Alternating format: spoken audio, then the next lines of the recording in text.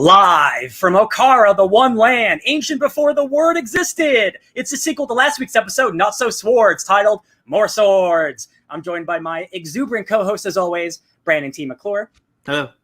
I am joined by the uncanny bed magnet. Raise your swords, my friends! The hour of battle is upon us! I know it's a Keyblade, but seriously, it's the only closest thing to a sword I got in my room, so deal with it. It's a Keyblade, I'll allow it. It's technically a sword. Man, your time's over! The extraordinary Sparks Witty, and I'm adjectiveless Ryan Leopolis. Welcome. We're gonna talk. It's way too much X-Men talk at the end of the night. I'm excited to be here with you guys once again. It's been a great week of comic books. How you guys doing? I'm okay. How are you? I'm great. I didn't mean to yell at you, Ben. I had an intro to get through, dude. No, that's totally fine. That's totally fine. I am actually doing fantastic, my friends, for I am officially off work for the coming week. Because you had vacation time, not because of COVID. Because of vacation time. I'm not sick. Vacation. Good. We could all use a vacation now and then. How you doing, Sparkies? I'm fine. Yeah, it's been an up and down week. Yeah, no, I feel you. I was violently ill on Tuesday, so that was cool. Yeah. Hi, Mag. Hi, Mag. I haven't gotten sick since like 1987. So it was like you were born in 1987. No, exactly. I get sick like really hard, and then I'm just like, okay. That reminds me. I've been sick at least once while we've lived here, because I remember that you are really sick for a day. Yeah, and then you're pretty much better after that. It's because I fake it until I can't anymore, and then it's just like, can I just please relax? Yeah, because there have been a few times. I remember there was one time you were gonna go to a Comic-Con with myself and my friend Elena, but you were sick and we took you back home in the morning because you're like, nah, F this. Yeah, Then we went to a Red Fair and you toughed it out. You were a freaking trooper, man. Yeah, I mean, I like to have fun when I can, and screw you, body. Let me have fun. That reminds me that because of that, we did not get the chance to record a couple of episodes that we had planned to. Our Lovecraft Country episode and our Power Rangers episode is not up. However, we did get our Michael Marizzi interview up. We were able to do that. Wasted Space is Michael Marizzi. That's in the link in the description. It's in this channel if you want to go find it. What was it? What you got it right the first time, then you messed it up, Brandon. Still Michael Marizzi? Yeah, no, you said Moretti at the second time. Oh shit. No, it's okay. It's just funny because you got it right first. Anyway, so that's up there. So find it. It's good. Great good interview. It is a good interview. Yeah. Yeah, I like that interview a whole lot. Yeah. All right, who wants to go first of their week? I will go first because I probably did the least amount of stuff this entire week. So my week was consistent of three things: working, comic books, and video games. We're the same person, but I probably said a little more. So as you all know, I recently got Super Mario 3D All-Stars. This week I've been playing quite a bit of Super Mario 64. I'm really enjoying it. Because I know last time I was talking about how the camera's a little and some of the controls are really and how Mario's a little drifty. It's still really fun collecting stars. I'm at a 41 star count right now. I am having a blast. So what's your favorite level so far? What's up? What's your favorite level so far?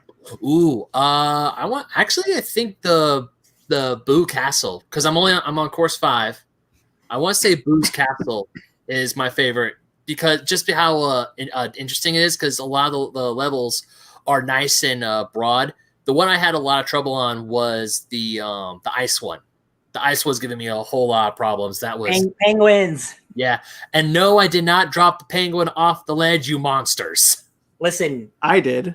It's a rite of passage when you're like a kid. You don't do it as an adult. No, I'm not doing it. You just gotta know if you can do it, and you're like, oh wow, okay. Oh, you can drop a penguin off the ledge. That's so sad. Did you get to the piano yet? The big piano?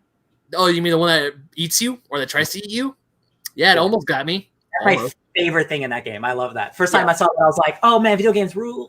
No, so I needed some help with my least favorite one is the Jolly Roger one, because swimming is a bitch and a half in that game.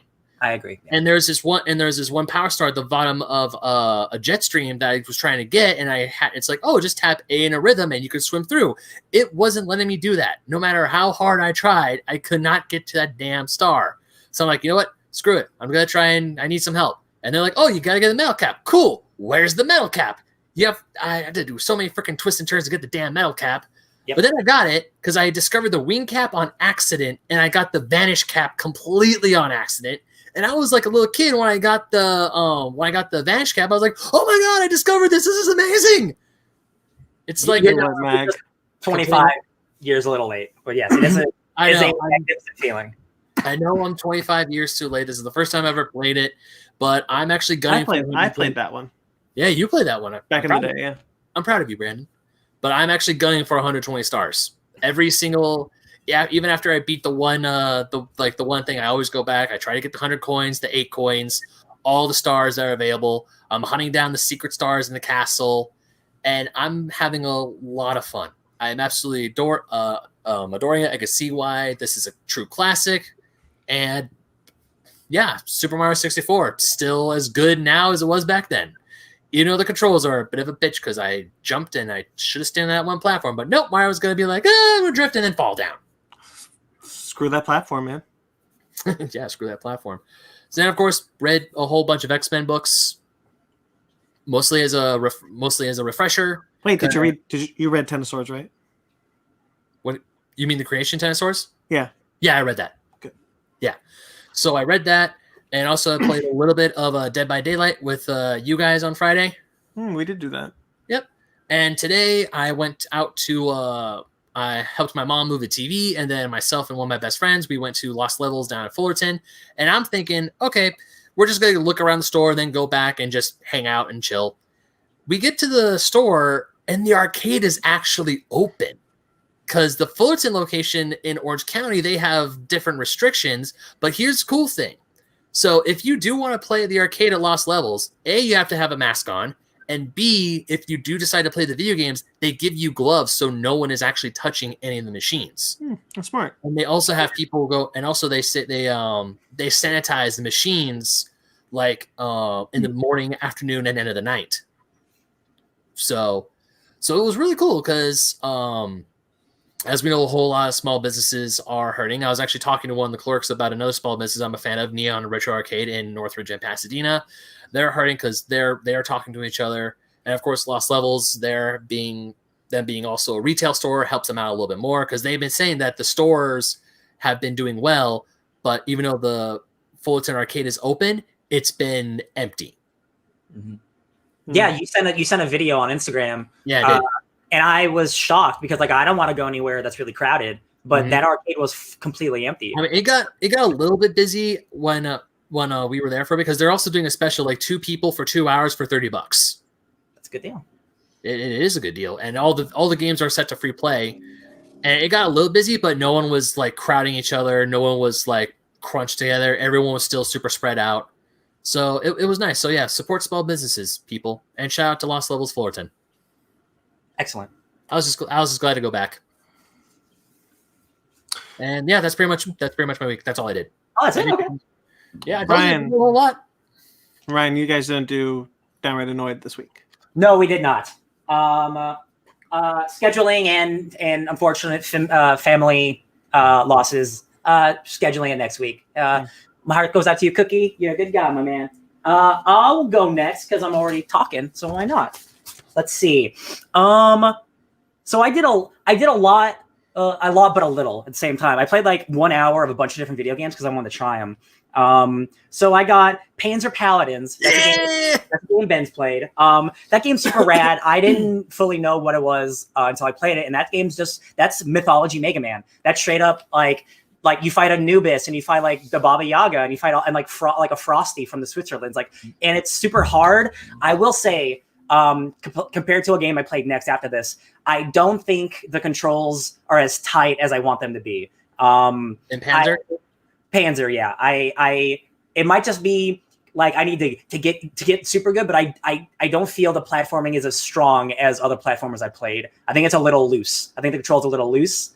But I think the weapon making, also like it reuses a lot of the same enemies. It feels like a very small type of game, so I'm going to give it some leeway because it seems like a pretty small development team.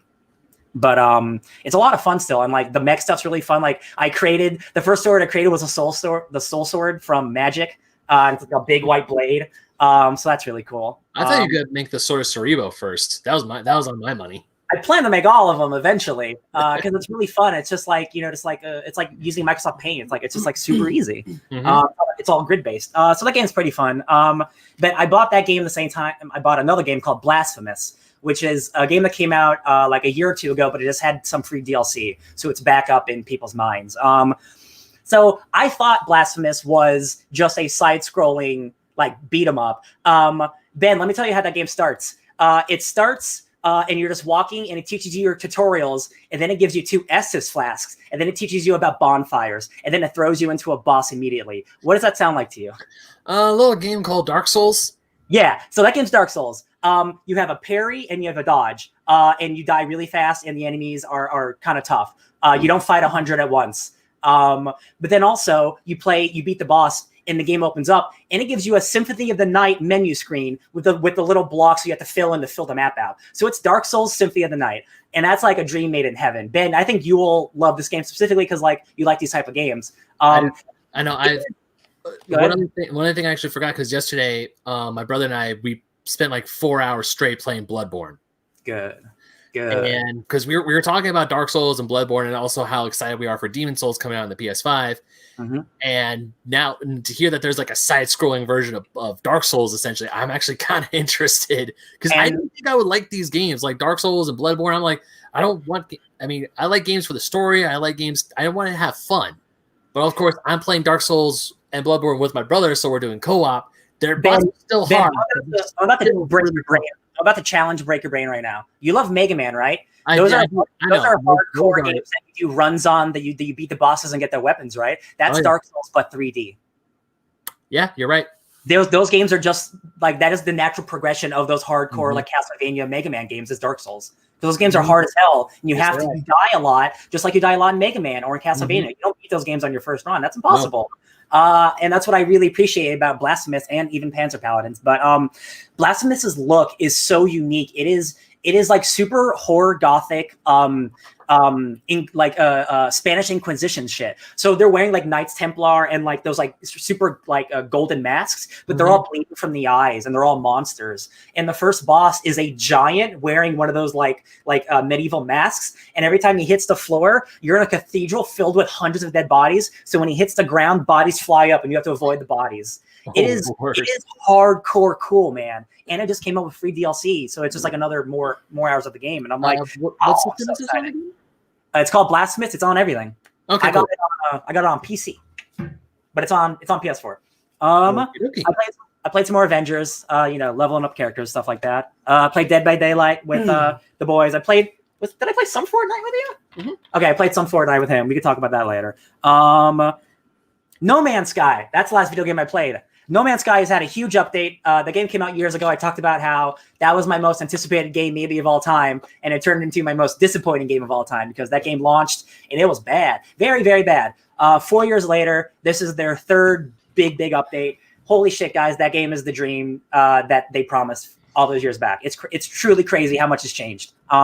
This update specifically did a lot of stuff with the planets. So they say that there's like twice as much like vegetation and animals and diversity in landscapes. And I restarted the game because I've restarted it multiple times since it came out to check out the updates, but I never put a lot of time because this was the first one where I felt, wow, I'm invested now. They've added so much more story stuff. The first planet I landed on was like a very icy planet, and it's all procedurally generated, right? Any planet you land on is going to be random, but sometimes you land on planets that have really bad temperature shit. So like I'm icing up immediately. Like I'm going to die soon unless I find stuff. So I'm running to find this cave, and I find a cave, and then the ground starts rumbling. And I'm like, I don't know what that's about. And like I see a shadow, and there's a giant shadow that goes over the cave that I could see. And I go out the cave and I look up, and it's a giant sandworm. It's a giant sandworm, like Dune level size sandworm. Stuff that's from the trailers that was never in that game, that was promised. And this is where I was like, they did it. Holy shit, they did it. It gave me that feeling of like exploration, and it is procedurally generated. Like I was lucky enough to have it on this planet. It's not on every planet because the next planet I landed on was boring and dead inside, right?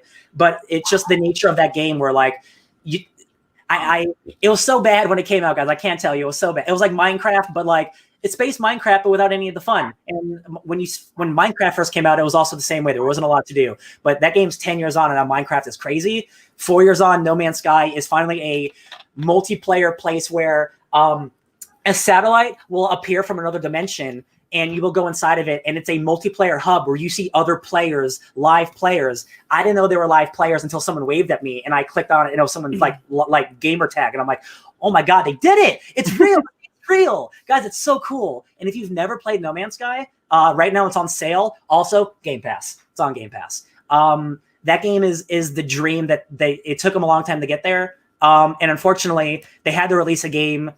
You can't work on a game forever, much like Avengers. You have to put it out. But they believed in the game and they got it to where they wanted to. And I'm like, they made the game that they wanted to make, and it's so cool. And it's so much.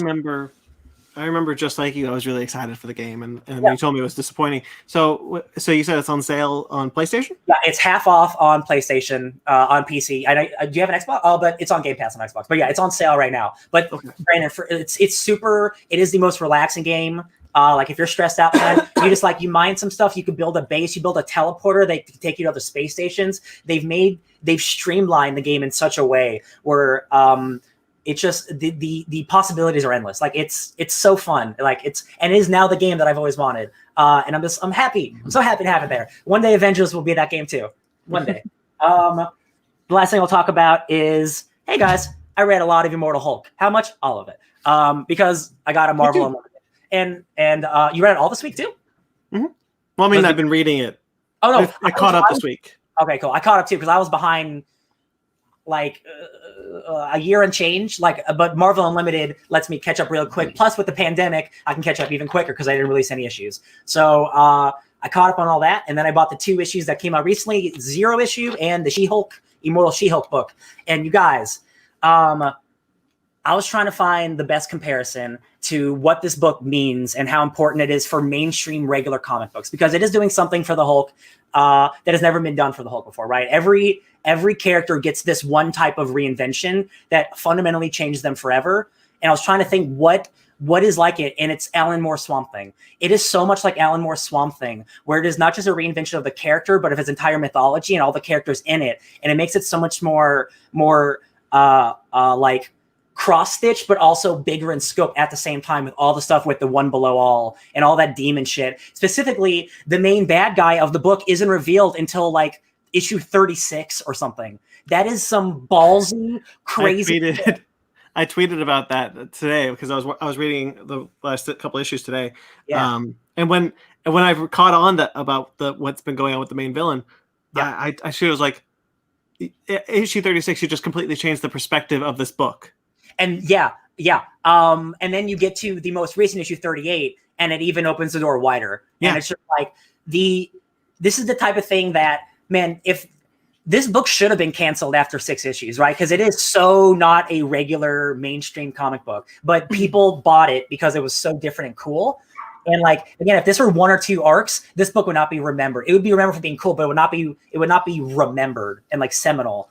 I remember. I feel bad for whoever takes Hulk on after this. Like, yeah, what do you even do? Like, I was reading the Zero issue.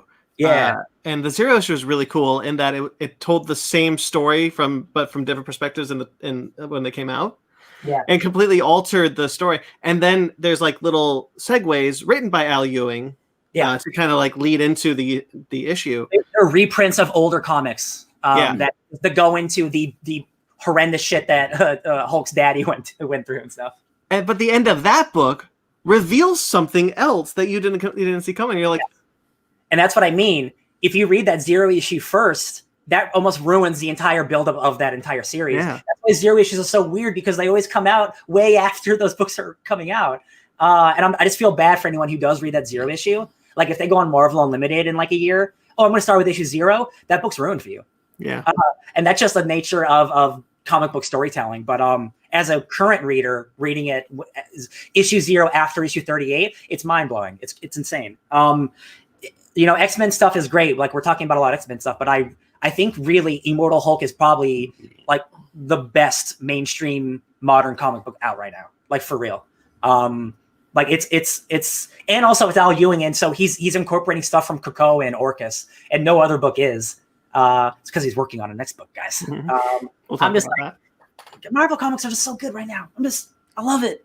Yeah, Immortal Hulk has been a favorite of mine since issue 1. Yeah, I'm glad I caught up. that ends at 50, and I man, who takes that book on after? I don't even know. I can only imagine Al Ewing just giving the poor soul next in line like some notes and be like, "Good luck." No, you don't need. No, that's not how that works. No, you're supposed to do your own thing. But after this type of seminal run, you need someone like, because Jeff Lemire's writing a one shot, right? You need someone of that caliber. You can't give it to like a small person anymore. Like this book is too big. This book is too crazy to go back to regular Hulk book. You know what I mean?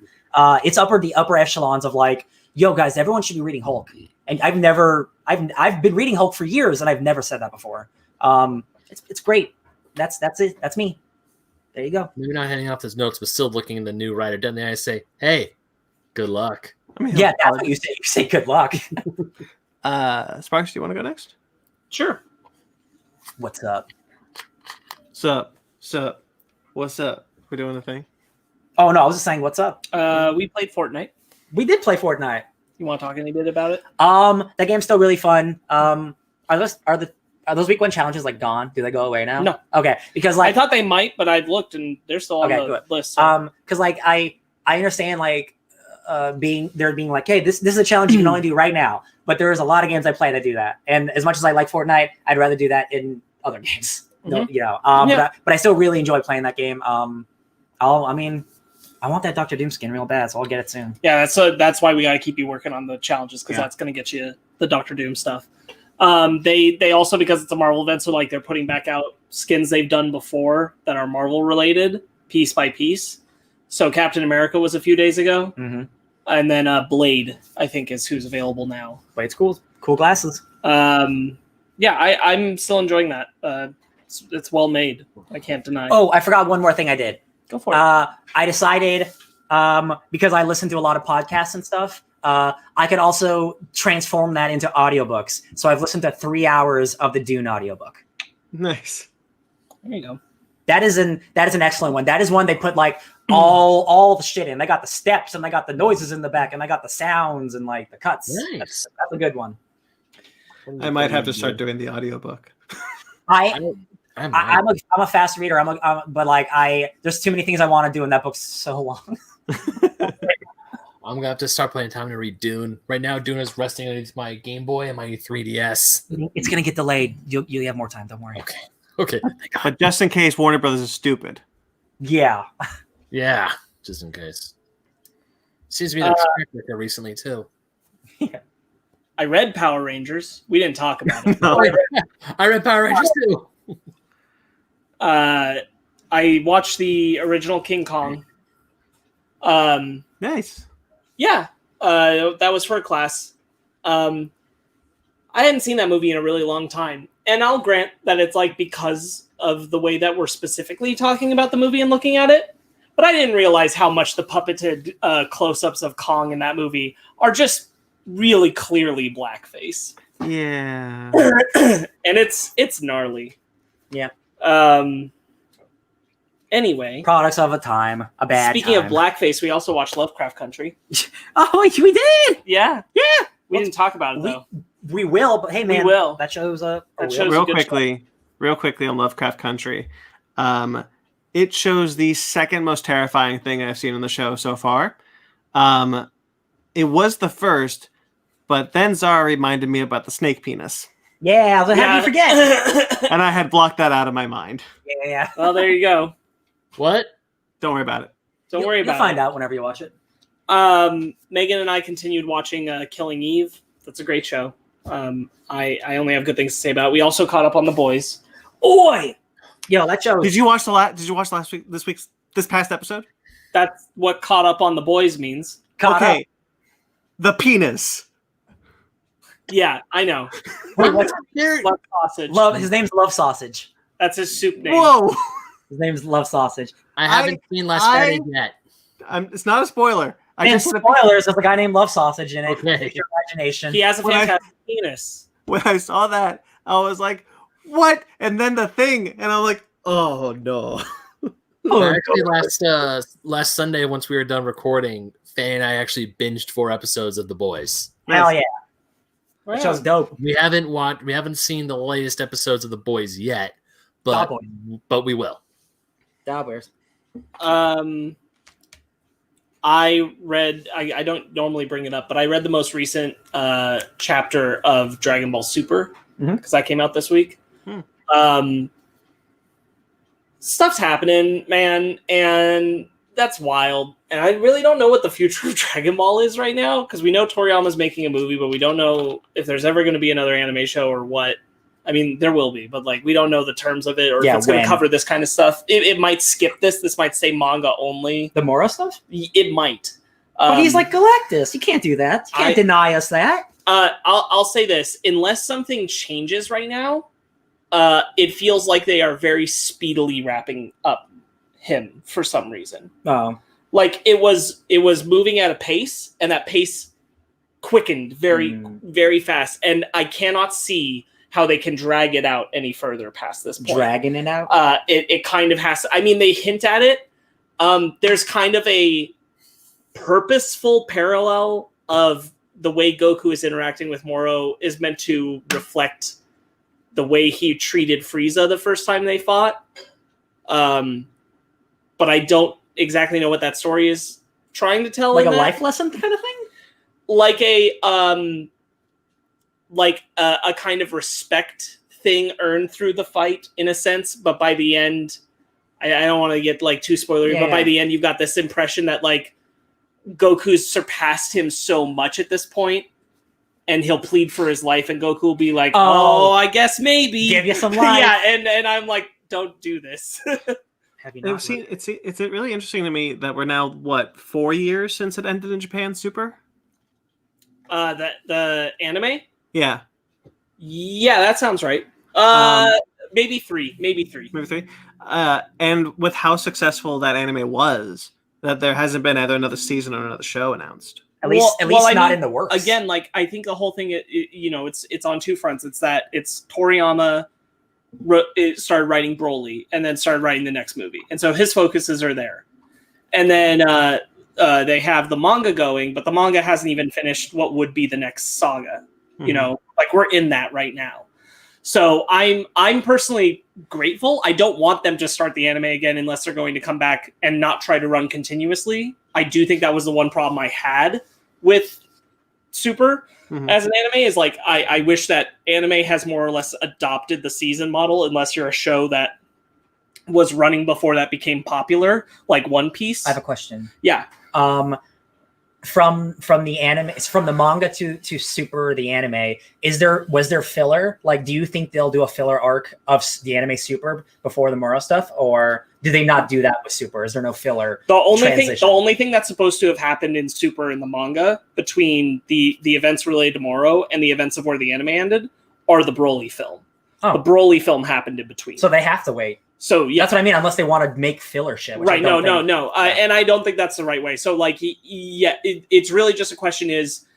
I think that the question is Toriyama going to come back and make the show, and start writing scripts for the show so the show moves forward, or what is the path? It's just not clear.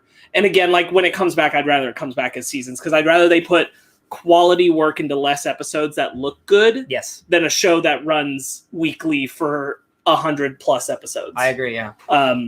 And hey man, if we don't get any more Super, but like in a year we get another dope Broly movie, we know Toriyama's making that. Yeah. So like I like, yo man, Super's it ended and it's great. Broly's like arguably the best thing Dragon Ball's ever made. So like if I get another one of those, I don't mind the wait. Again, what was the original Broly's? What was the original Broly 2 subtitle? Bio Broly. No, that's the third one. God, I want to say it's Broly World's Strongest, but that sounds a little off. Yeah. I think it would be funny if Toriyama was like, it's that again. Oh, Broly's Second Coming. Oh, there it is. Second Coming. It is Second Coming. And then it's Bio Broly. Toriyama just remade the 3.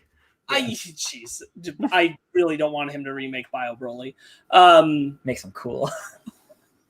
Wow. I never saw that. I think that's the one movie I don't think I've ever seen. I just thought it was too much. It's pretty bad. I just heard, I didn't hear anything. I don't even get it from a design point. Quick tangent. In that one, a guy gets access to Broly's body and decides to make a clone of him, but the clone very quickly gets covered in a sludge. So it's like a sludge version of like Broly. A Kotati Empire? So it just like literally looks like a pile of goop over Broly's body with just a couple of his hair pieces sticking out and red eyes. What's fun about that? No, that's my point. Like nothing. Like I'm like, I don't. Why did you do this? This is stupid. Anyway, let's make a Hulk and give him Wolverine. Not to be too Weapon H. Not to be too spoilery or to beleaguer this point for too long, but like this month's chapter of Dragon Ball Super made me kind of go, I don't know how you satisfy this story you've built at this point. Mm-hmm. It feels like we're rushing to an ending, and to be honest, I kind of hope we are, because if we aren't, you've kind of built it to a point where to undo what's the path of what's happening, it would be ridiculous. And that makes me just hesitant about like what the future of Super is as a whole. Mm-hmm. I'm still waiting for that like strong Vegeta moment. Get out of the kitchen.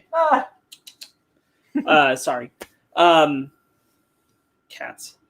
They sound like, I'm not gonna lie, they sound like the Yoshi. Whoa, whoa, whoa, whoa, whoa. What else? I caught up on all of Empire, and I also read Immortal She-Hulk. Yes! Along with catching entirely up on X-Men. So, you haven't gone yet, Brandon, but just like spoilers, did you read Immortal She-Hulk? Yeah. Okay. If you can, I highly recommend the Empire event overall. I'll just say that. But I definitely think you should read I guess both Empire Aftermath and the Fantastic Four Fallout issue. Specifically, the Avengers one's super important. Yeah, super important. The Empire Aftermath is really heavily tied to X-Men stuff. Yep. That is coming up. And you can kind of read that and just know the event happened and is now resolved. But you won't have any context. But you won't have context. Yeah. And then the Fantastic Four one is teasing up a whole other thing that I don't even know. Yeah, but RB Silva's coming on that book, man, and he's one hell of an artist. He's one half of Hoxpox, and I'm like, I'll give you one issue slot. Show me you can be a good writer of Fantastic Four. Prove it. So, at some point, you guys should read Empire, and if you don't, I'm going to make you. It's really fun, like for reals. It's a good event. It's an Al Ewing cosmic space book. It's so good.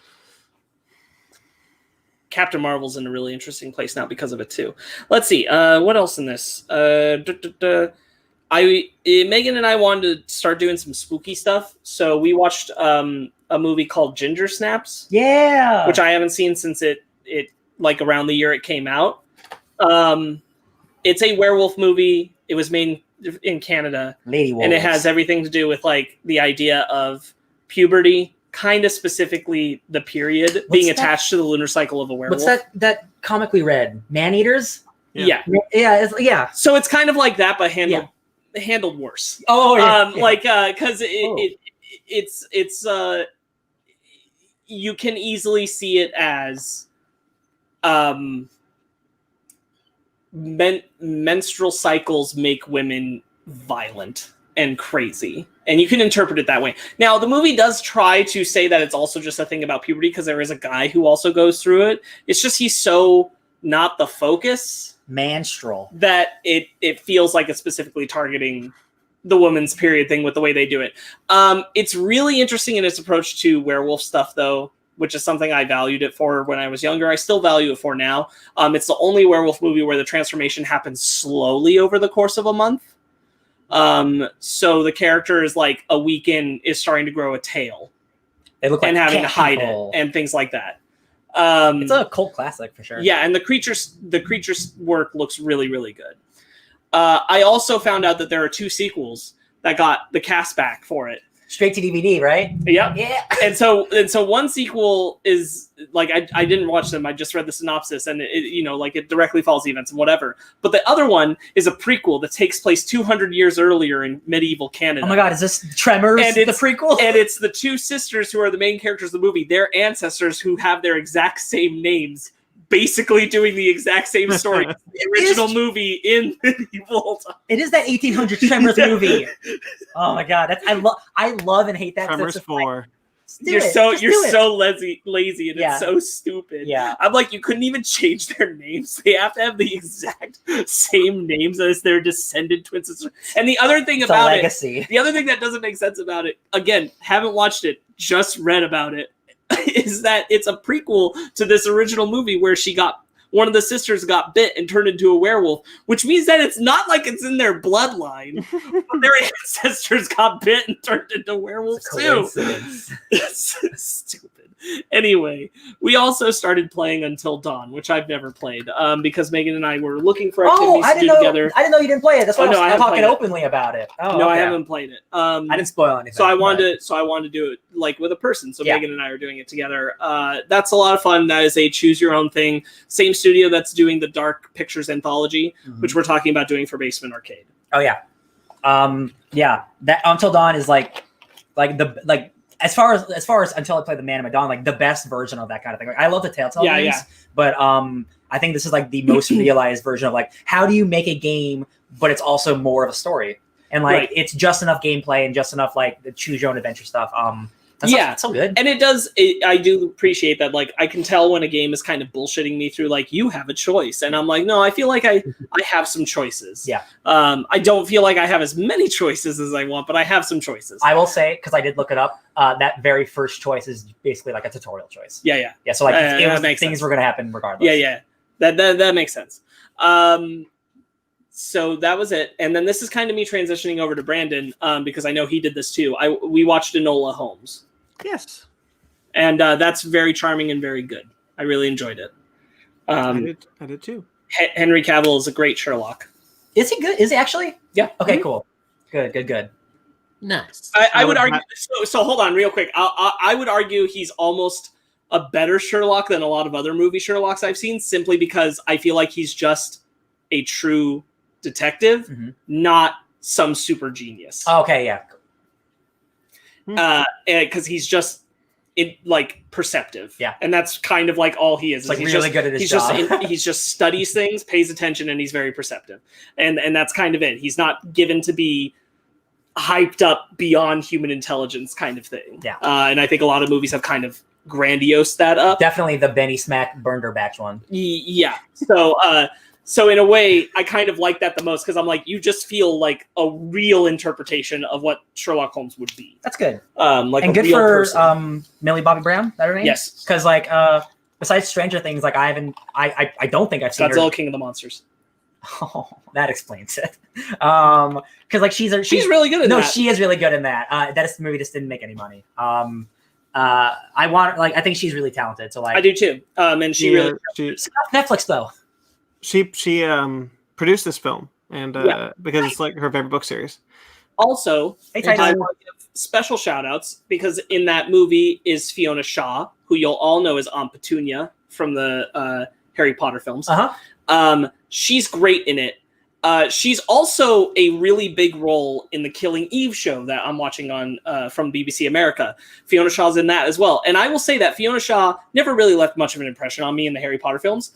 In these two roles, I'm like, you are now like, it's not that I don't think you were talented before, but now you are distinguished. You weren't utilized. You have a whole like way you can carry yourself now. Partly because of her age, also just her roles. She was the landlord? She was running the school. Holy shit. Yeah, that's Aunt Petunia. That's her. Yes. She's fantastic. I know, she's practically unrecognizable because she's able to like be her own identity now, that in such a way. She's also on Killing Eve, and she's fantastic. So awesome. I'm so happy to see her doing more and more stuff. God, I think the last time I saw the actress who played Aunt Petunia, she had a small cameo role as the Prime Minister of England in Pixels. Thank God she is doing something better. Hey man, a paycheck's a paycheck, man. Yeah. Paychecks. She was only on screen for less than 5 minutes too. I will say, Ben, because I saw that movie once and I could not have remembered that. So like you do bring that. That's a good little chunk. It Pixels is important today. Chunk it. What did I say? Chunk. Trinket? A little chunket? A chunk of a trinket. No, oh man, even just thinking about Pixel, because I like that movie, but I still know how bad that movie is, and it's like We all have that. ooh. Yeah. We all have that. But yeah, Enola Holmes, well worth your time. Solid, fun. That's a enjoyable, movie, right? Well-made movie. Okay, Netflix movie. Yeah. Movie. Yes, I totally agree with that. I thought that was a fun little. It does something really cool that you don't see often. It's when I'll let you guys experience it for yourself. You know what? I will make one other note about it is that Millie Bobby Brown, what she does a whole lot of she breaks the fourth wall. She engages with you. Yes. That's a whole lot of imagine the same way that Deadpool does it. But without the direct rule breaking. But she's talking to you and guiding you through the story, and she's able to do it with such a earnest wit that it feels very sincere, and it never feels cheap. It never feels hammy, and that's hard to do. I think, especially with a younger actor doing it in a more made for family and children's role. I think it's very easy for that to get very over the top and silly in a way, and they never go that way. Is it PG or PG-13? Not sure. PG, I would imagine. Cool. I can't think of a reason why it would be PG-13. I just don't know, because that one guy doesn't get burns on his face, which he totally should have, but he doesn't. Oh, Home Alone syndrome. Yeah. I really enjoyed that film. I would watch I would watch more if they do the sequels. I'd watch more. Oh, for sure. Yes, I absolutely would too. Yeah. Okay. It's my turn then. I watched a movie called Overboard. The original. Oh, okay. With Kurt Russell. Yeah. Now I don't even know what movie this movie is now. And from the 40s or the 90s. The girl's name is Dolly Parton. Dolly Parton. No. Oh, God. Okay. Dolly. Nope. Dolly Parton? No, it's not Dolly Parton. Doris Day? No, not Doris Day. Oh, Shit. boy, bro. Let's talk about the movie. Prepared for this. She's a really great actress, and she is in Oh, Goldie Hawn. Goldie Hawn, thank you. She's in Christmas Chronicles. Kurt Russell and Goldie Hawn are married. Kurt Russell. She's Mrs. Claus in Christmas Chronicles. Because they're married. Yeah, I love it. Okay, anyway, that movie aged so poorly. It is definitely. I did. It's good. It's fine. Oh, okay. Yeah. Anna Faris is good. Is charming in it. Yeah, I thought that was a. It's a funny film, but it aged very poorly. The grandfather from Gilmore Girls was in it, and that was weird. We watched a movie called Airplane. I've heard of The Airplane. Yeah. Excuse me, stewardess. I speak jive. Jesus, that movie is very racist. But if you saw if you know the references, it's very funny. I watched it with my girlfriend who doesn't know any of the references, doesn't know what it's parodying, because it's old, so she didn't really enjoy it. But those are some great lines in that movie. I still think that movie is, of course, a product of its time. Every movie has some of that stuff, but still hilarious. Truly hilarious. It's hard to make a really good spoof movie, man, but that movie holds up so good. Yeah. I picked the wrong day to stop sniffing glue. That's Jeff Bridges' dad. Lloyd Bridges. I just love the part where it's like, would you like some whiskey, man? Absolutely not. She starts snorting cocaine. Yes. I like my men like I like my coffee. It's just a little girl. Yeah. Get a hold of yourself. Smack. There's a line. There's a nun and a teacher and and there's this one guy with a wrench. Yeah. That is a fun movie. And of course, the most famous line of all. In the very beginning, they do this bit where it's where it's the loading, the red zone is for loading and the white zone is for unloading. Please do not park in the white zone, things like that. It's the thing at the airport when they all come in. As that scene is going, you start to realize that the woman voice and the male voice are competing, and then they get into a marital argument. And those two actors are actually married, and they are the real ones who do the LAX narration. Really? Yeah, That's fantastic. that was funny. There's a sequel that is funny, not as good. William Shatner's in it. William Shatner's in it. I'd have that one too. I need to revisit Airplane. It's been so long. Don't worry, Stryker. We'll get you down and down safe. Oh, Just safe falls down. All right, I watched a movie called Like Crazy. It is one of Anton Yelchin's films. Felicia Hardy, Sarah Connor from Terminator Genesis, Oh, Game of Thrones, Emilia Clarke? no. Emilia Clarke. Yeah. Emilia Clarke. No, Wait, Felicia Hardy. no, the girl from Rogue One. Bro, what Felicity movie are you Jones. talking about? Brandon, can you just like look this shit up before you try and Like make Crazy. us guess through it? It's Felicity Jones. Felicity Jones. Was it? Thank you.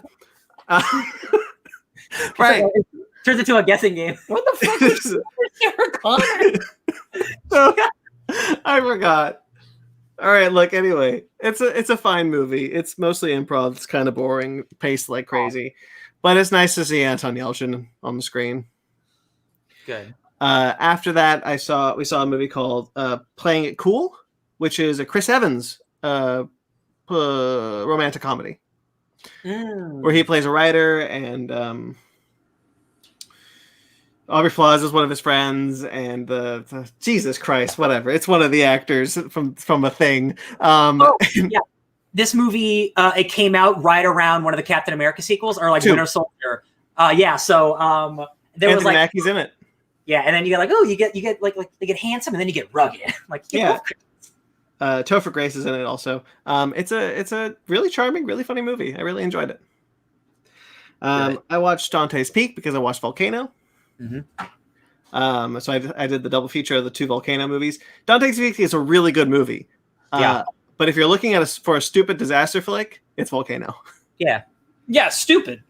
Yes, but I think Volcano. That's why I like Volcano more.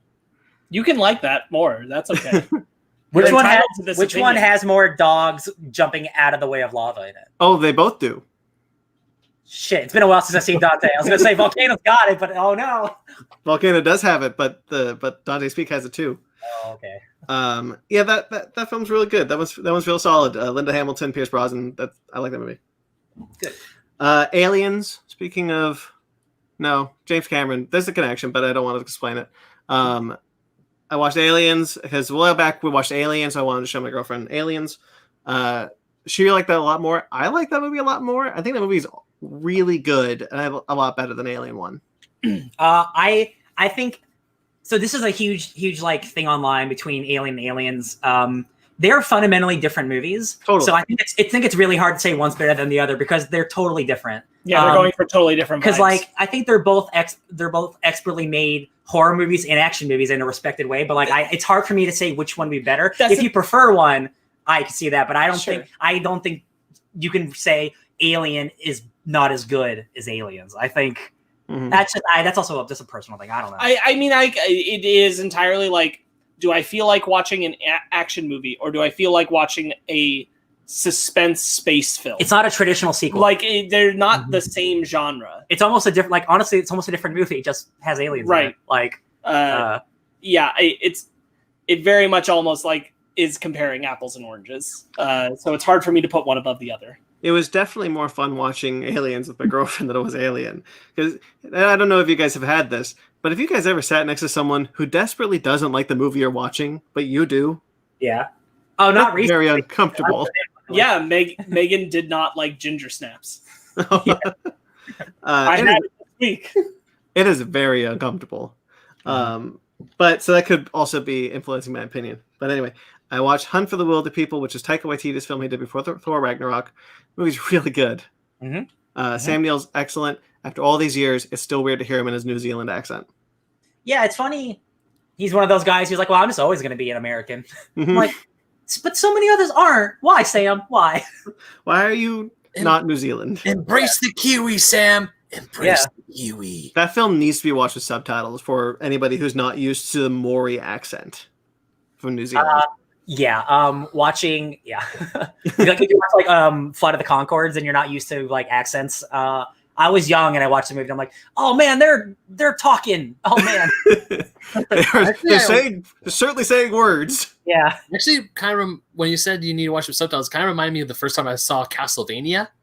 I thought I needed to put subtitles on it because there are times where, I mean, don't get me wrong, cool accents, but what the frack are they saying?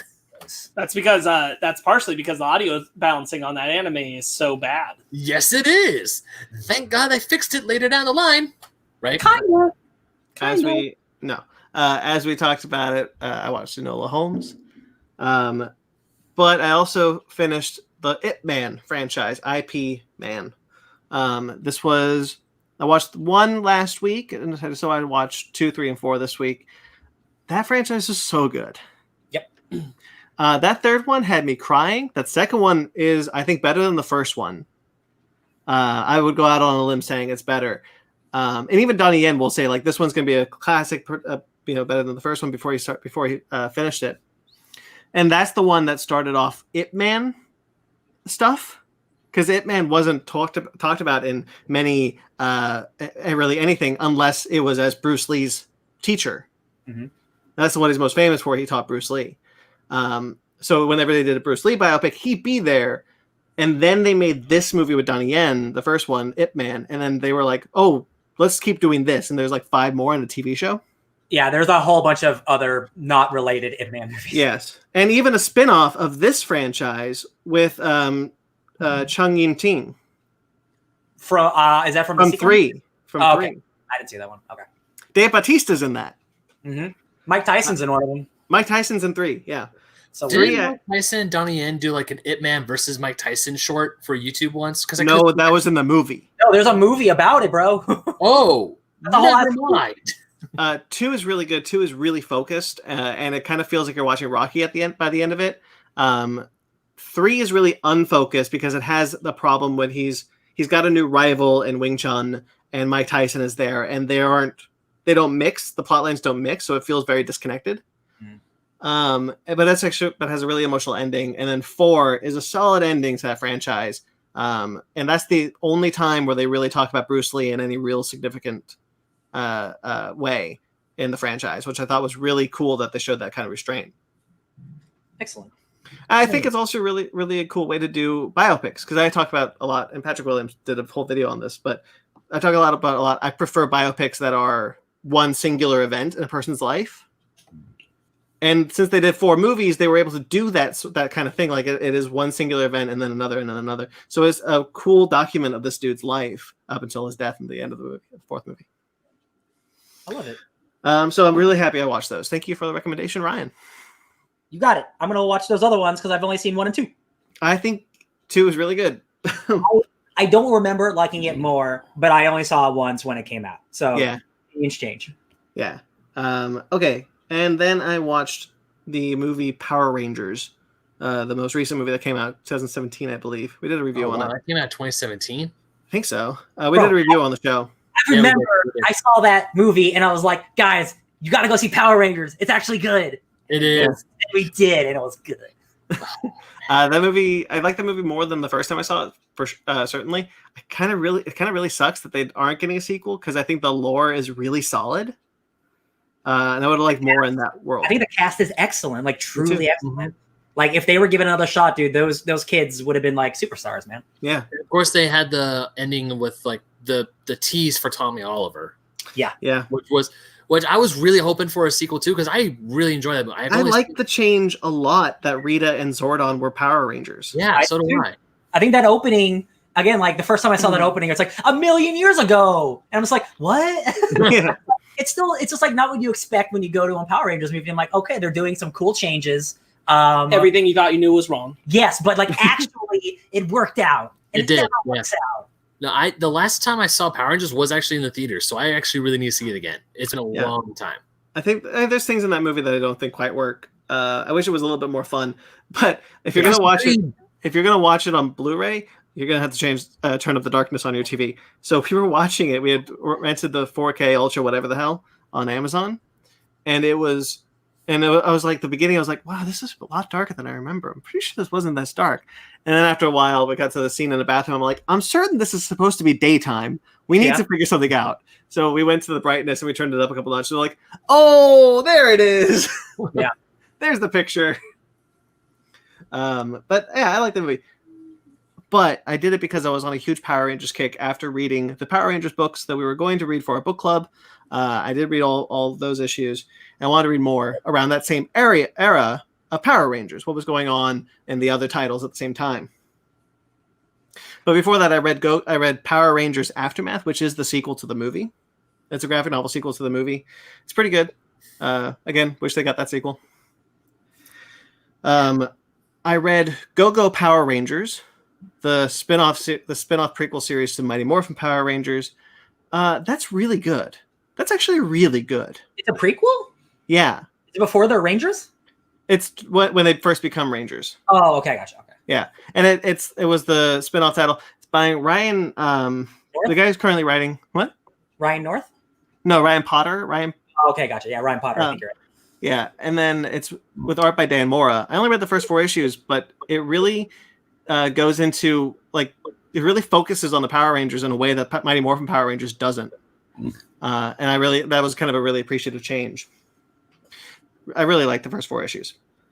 Mighty Morphin Power Rangers Pink, I read that one. It's the spin-off title again to Mighty Morphin Power Rangers. However, it takes place after Kimberly, Jason, Trini, and Zach are no longer Power Rangers. So it's actually in the future of that title. Huh. And that's all about Kimberly, and then Trini and Zach show up. That's a really solid book. I really enjoyed that one, kind of getting to know more about Kimberly in the time period, how she misses being a Ranger, and throw a lot of Ranger lore at you that I was like, okay. But there's some cool new costumes in that one. And then I read Power Rangers Soul of the Dragon, which is the Tommy Oliver in the future, Old Man Tommy going after his son comic we talked about a bit ago. Old Man Tommy. I wish that one was better. It's a really cool concept, but it's kind of handled pretty poorly.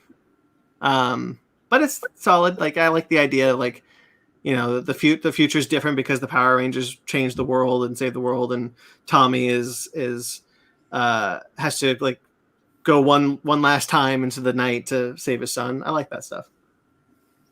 But the best one was probably Justice League Power Rangers by Tom Taylor and Steve Byrne. That book is a lot of fun and really good. Good. I won't say too much about that because I actually kind of think I might make it my book club this week, but I'm between two. I read Immortal Hulk as I talked about with Ryan. I did watch that Speed Cube documentary that you did, Ryan. Was that by coincidence? Or no, we had kind of had it on our list, and you mentioned you were doing it on the downright, and I was like, oh yeah, we should watch that. And it's only 40 minutes. Yeah, and like I didn't. I mean, I know it was about kids doing Rubik's cubes, but like I actually thought it was pretty good. Yeah. But I started and finished Dragon Prince. That's the last thing I did this week. I started and finished Dragon Prince on Netflix. This is the new animated series from the creators of Avatar: The Last Airbender and Legend of Korra. It's pretty good. The lore is really interesting. The characters are really fun. Voice acting is great. It's just the animation holds it back for me from thinking it's great, because the animation is really stiff and doesn't allow for a lot of facial expressions. It just doesn't really work for me. Yeah, that is a major reason I haven't even touched it yet. Yeah, it's really the story is really good though, and I actually really like the character designs. Ben. Oh yeah, that's because there are times when I'm watching it, the animation does kind of throw it off, but you do get used to it because I watched all 3 seasons you did, buddy. No, you don't. I got used to it, but there's a difference between getting used to it, tolerating and accepting what you have. Okay. But yeah, it's got a really cool story. By the end of season 3, I was kind of thinking like, we're wrapping up. I thought you just got 4 more seasons. And then the very end of season 3 does introduce what the next plotline would be, and I'm like, oh, okay, there you go.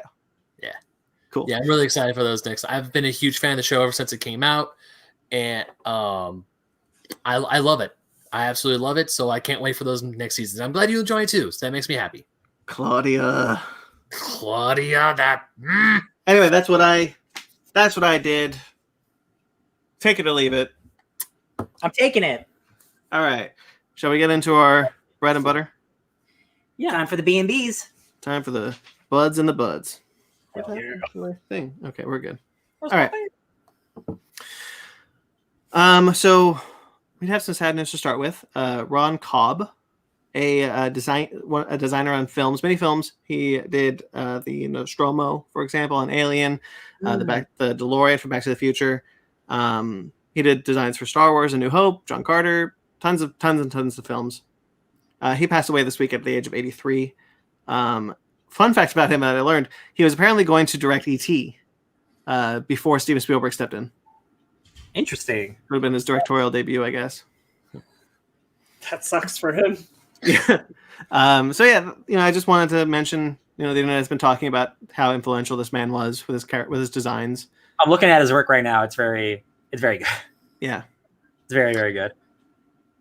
And then we have some updates on the. It's Yes. just like a cool exploding vortex. It's just so good. And then we have an update. I talked about this a couple weeks ago, but we were going to have a regular update on the Ray Fisher situation going on over there in Warner Brothers.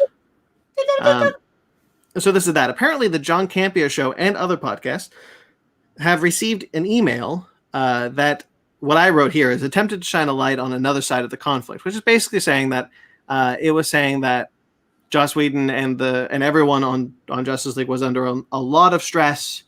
What else did they say? That people were mean to Joss Whedon, and that people said that the emails talked about how it wasn't his movie and he knew that, and people kept reminding him about that, and nobody really welcomes him with open arms in the studio and things like that. They were making it a hostile environment. Yes. Yeah. I will say I do not doubt Justice League was a hostile environment after Zack Snyder left the project. I can't imagine anyone was happy with the studio panicking about the movie and Zack Snyder having to leave midway through production and the studio getting more and more hands-on because BVS wasn't getting the critical response that they wanted. Yes. Yeah, I can't imagine that. Because they were doing both things. And also, if I recall correctly, someone was removed from high up in the company at around this time, somewhat hinted to be related to the BVS response. So it changed hands, and then they went out. I'm sure it was shitty all around. Mm-hmm. Hey, but you know what? Doesn't excuse behavior. No, I was gonna say nothing. Stress doesn't. Nothing in that email covers all the stuff Ray Fisher's talking about. Yes. It's just talking about really specifically Joss related stuff. And I'm like, that's probably true. It doesn't change what Fisher's saying. Yeah. No, it doesn't.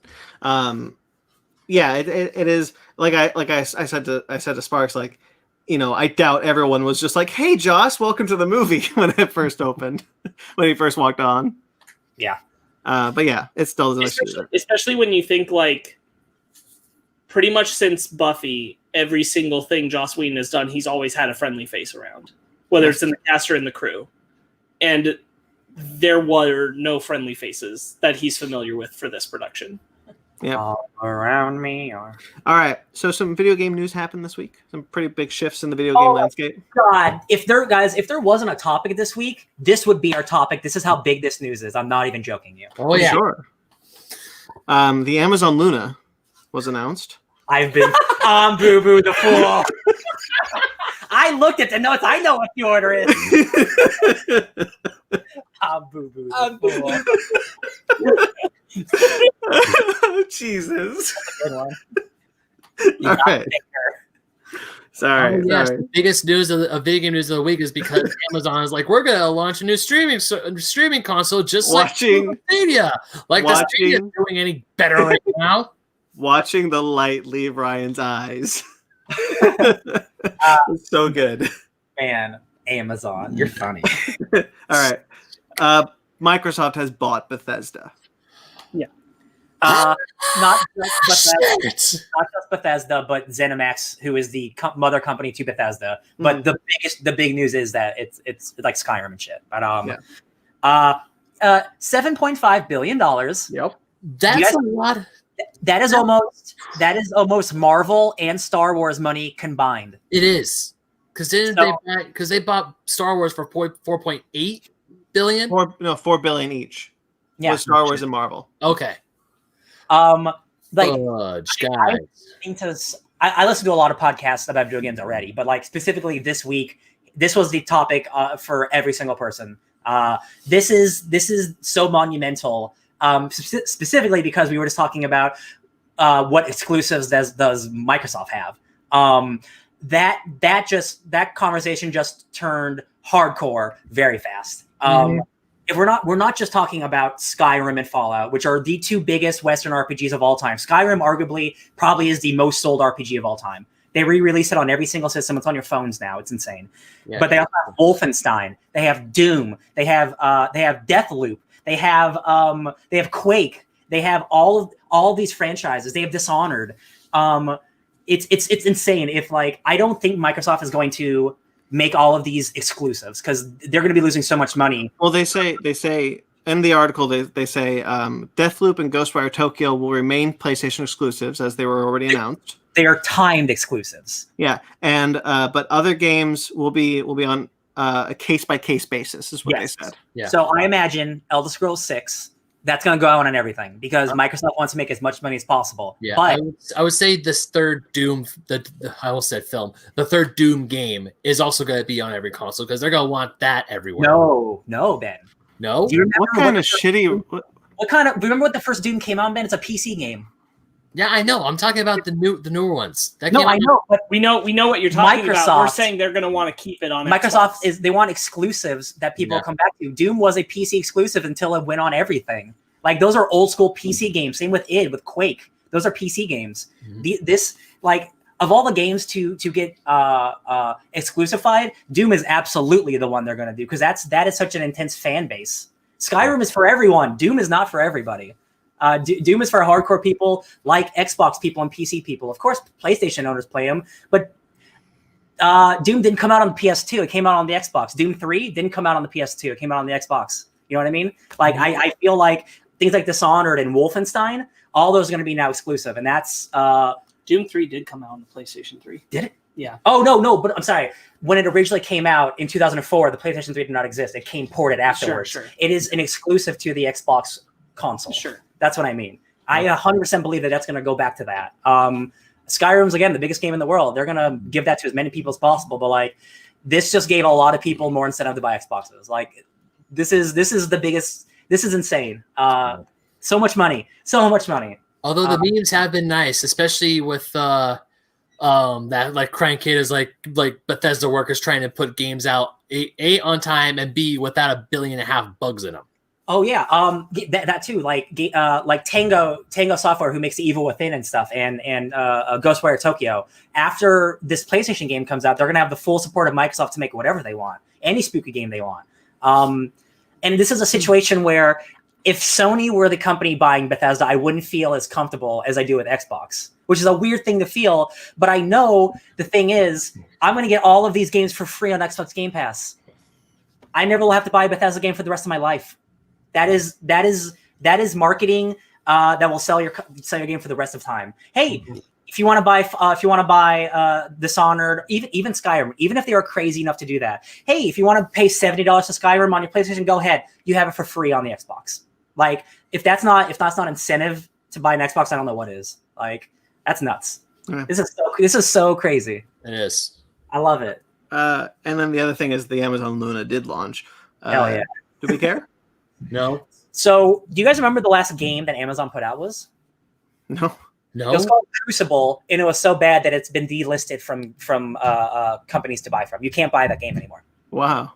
Yeah, I tried that game once, and it was bad. Because it was a free-to-play Fortnite type of game. Character Overwatchy type of game. That game was so bad and so badly received, it has been delisted from Steam and from Epic Store and stuff. I don't feel great about Amazon's game market right now. Well, I'll see you in a year. How about that? They did offer. It feels like the video game equivalent of Quibi, or the Stadia, which is also failing right now. Yeah, which also feels like the video game equivalent of Quibi. Yeah. So they did say that they have a new channel that's going to be offered at $5.99 a month for now, which will include a partnership with Ubisoft. So subscribers to the Amazon Luna will have access to Assassin's Creed and Far Cry 6 and Immortals Phoenix Rising Day 1. For $5.99 a month. Yeah. Hey, yo, all that's really cool. On Game Pass, you can get the same thing on better hardware. It's true. And then they said that they're integrating with Twitch. Supposedly, you can just start playing from Twitch. Also, just pick up your controller and start playing. I mean, I understand how that could work. I don't.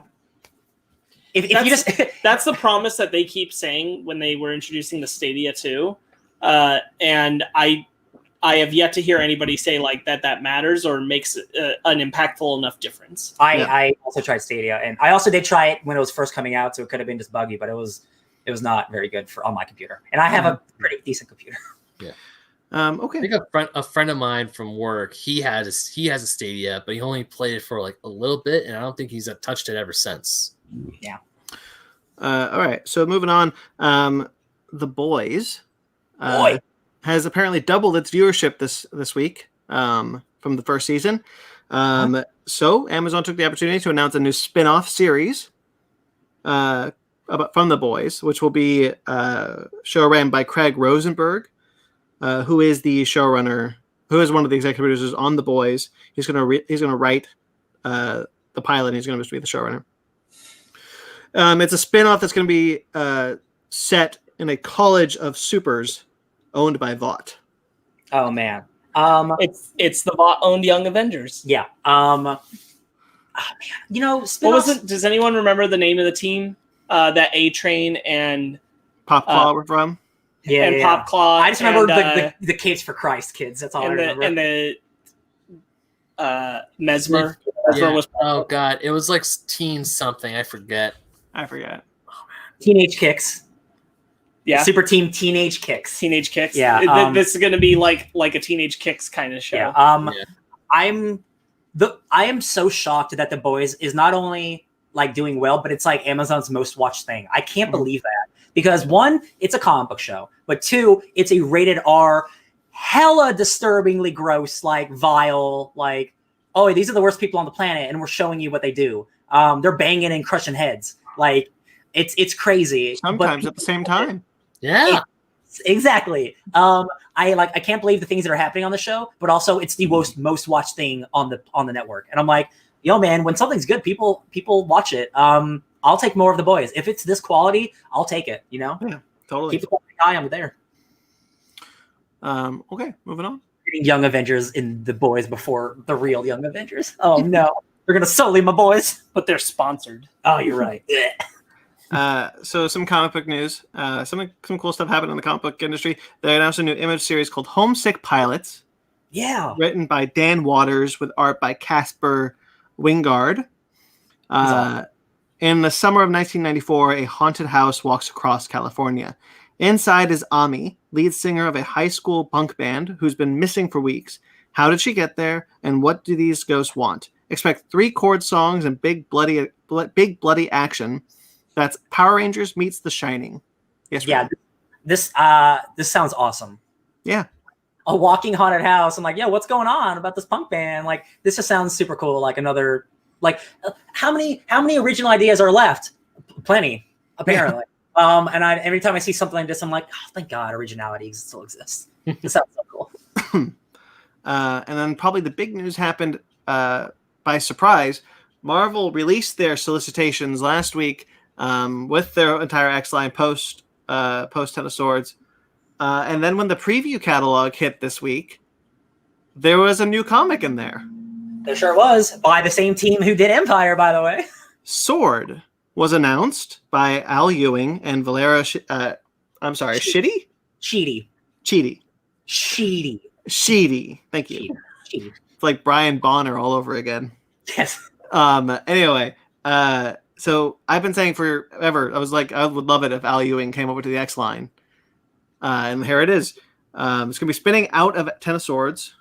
And if you read Empire, but that's already over, so they can't say that. But if you read the end of Creation, then you know why. I know why. will include the characters of Magneto, Abigail Brand, Cable, Frenzy, WizKid, Fabian Cortez, and Manifold. Hell yeah.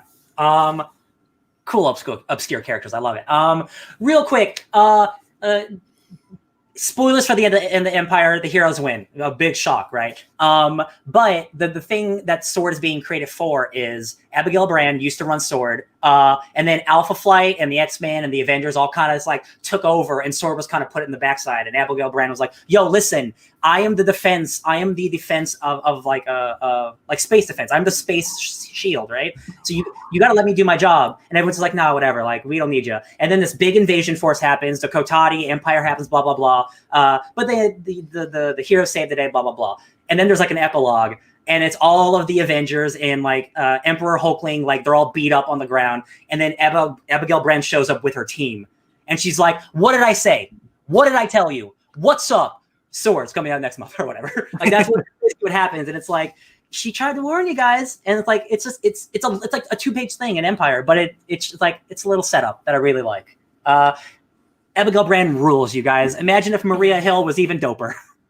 The solicitation reads, in the startling aftermath of Ten of Swords, mutant kind will take the bold next step in claiming their destiny by relaunching the Sentient World Observation and Response Directorate to deal with all things extraterrestrial on behalf of Earth. Oh, so that's what that stands for. Yeah, the events of Sword will have a tremendous impact not only on the X-Men world, but the Marvel Universe as a whole, as the mutants of Sword warp the cosmic landscape forever. So Abigail Brand, real quick, has a very interesting history, as in we don't know what her history is because she has green hair, but that's her natural hair color because she's part alien and part human, but we don't know what the alien side of her is because she's also a mutant. And if you read Empire, she has the mutant power of her fist glow red, and she punched Captain Marvel across the thing. And it gives, you know how powerful Captain Marvel is? That goes to show you, Abigail Brand is no joke. She's super strong, super smart, super cool. I think this is so cool. I'm so excited, and Al Ewing's doing it. It's a good time, guys. It's a good time for comic books. Yeah, I'm really excited for this one. I love Al Ewing. I especially love it when he does Cosmic. Mm-hmm. I knew it. Abigail Brand was in Agents of S.H.I.E.L.D., I think. I think you might be thinking of Hand.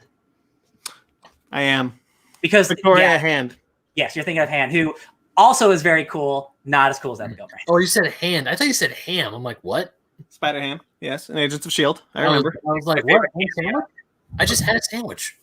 Anything else on this one? That comes out December, which means X of Swords will be done by December. And I'm like, oh man, that doesn't seem that far away. Yeah. And, I'm being the King in Black. Oh my gatos. You're right. Well, actually, when I saw the cover for Sword, I'm like, neat. And then back in my mind, I was like, you know that meme of CJ from Grand Theft Auto San Andreas where he's walking down the street and goes, ah, shit, here we go again. But essentially replace here we go again with, ah, shit, another book in my pull list. Because Al mother effing Ewing is Magneto in space. Magneto in space. I just finished reading Cable, and I really hate myself for not picking up Cable, so I'm going to hunt down those issues because that's a really dope-ass book. And also, Al Ewing, who wrote my favorite Hope book as of right now. Damn it, Marvel! Stop it! My wallet can only take so much! Don't tell him to stop it, no. I miss Ultimates. On a quick note, Ryan and I were having a discussion about it, and like outside of Dan Slott's Fantastic Four, literally every one of the hitters is knocking it out of the park. Ta-Nehisi Coates is killing it on Black Panther and Captain America. Iron Man is now good again. Christopher Cantwell is killing it on Doctor Doom and Iron Man. Black Widow's good. Black Widow just launched again, and that's good. Black Panther's been good. Captain Marvel has been solid. Hulk is great. Yep. The X-Men are fantastic. The whole Marvel Universe has never been this solid as a whole. It's all good. Nick Spencer's still doing great stuff with Spider-Man. Yep. The Spider-Woman title is really good. It's stupid. Marvel Cosmic is right back. now. Like Al Ewing's brought the Cosmic stuff from like a decade ago that we all love, the DNA stuff. I feel like no, No, that's too mean. But No, it's not. If you're gonna say DC's bad, it's true. no, I was gonna say it feels like a bunch of the X-Men are just staying on the side. Like when I go to the comic book store, you have like the tiny little DC shelf and the big ass Marvel and not third party, but the small, like Dark Horse Image books. Essentially, those guys are staring at the DC shelf and flipping them off the whole time. It's kind of funny because at our store, the Marvel stuff kind of sometimes runs at the bottom of the DC stuff because there's too much Marvel stuff. Yeah. And I'm like, that's funny. Yeah, They just don't have enough room in that store anyway, though. And then the last bit of this news is that Netflix has canceled Dark Crystal: Age of Existence after 1 season. Age of Resistance. I wrote that. Definitely wrote Resistance. It's our fault. It is. Yeah, we didn't watch those episodes. It's our fault, in guys. time. I'm sorry, Netflix. Fake nerds watch Dark Crystal come in December.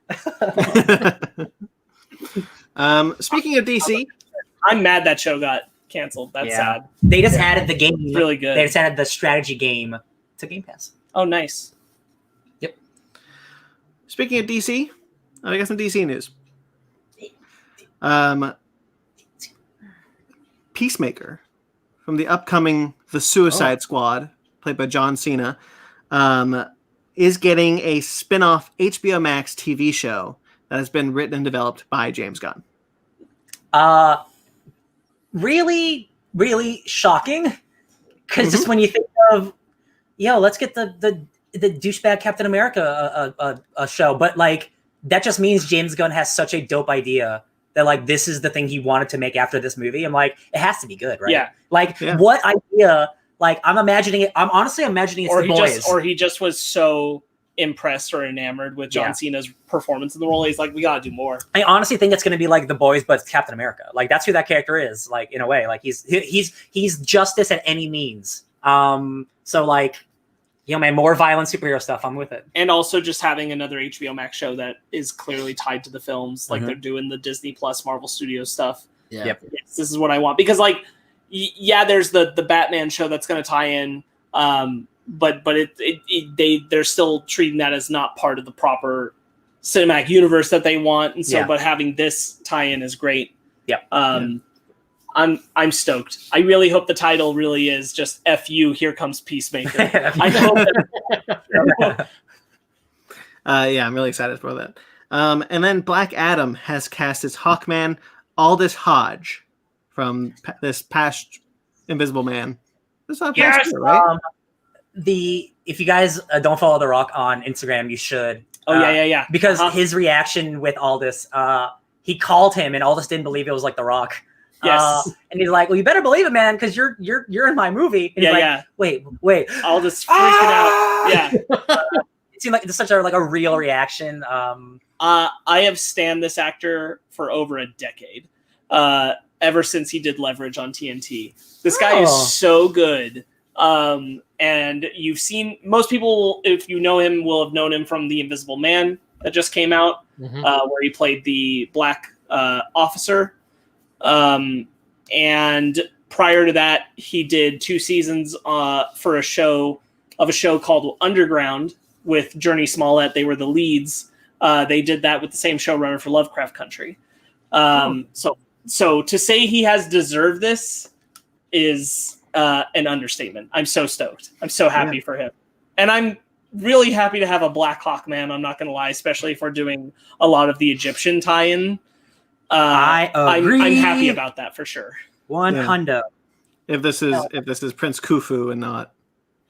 Honestly, either way, even if you're doing the alien shit, like there is no reason Hawkman has to be a white guy. This is legitimately one of the characters who are like, guys, he could be anything. Like for real, he's an alien. It doesn't matter. He's a reincarnated. He's a reincarnated alien who is also an Egyptian prince. Right. Yes. That. Explain that, Rock. It's gonna be like when they did Cable and Deadpool 2. They're like, we're not gonna. Oh yeah, just yeah. And then the final bit of news came from the CW verse, or the Arrowverse, as it should be called. Supergirl is coming to an end at season 6. Yeah, which is this season. Yes, that they're doing right now. because of the pandemic, most of the shows have been cut short on their episode orders. But Supergirl is getting 20, which is only 2 or 4 short than its usual seasons. So it's going to be longer than all the others this year because it is their last. This is not entirely surprising to me because pretty much from the moment, the other reason why Supergirl's production was postponed on top of the coronavirus is Melissa Benoist's pregnancy, because she's currently pregnant. It's not surprising to me that she'd want to step away at this time.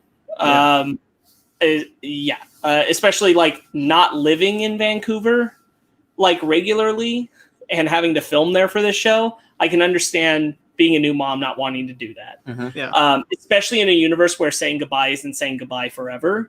But like you can step down from being the lead of a show. I'm not shocked. I'm actually kind of happy.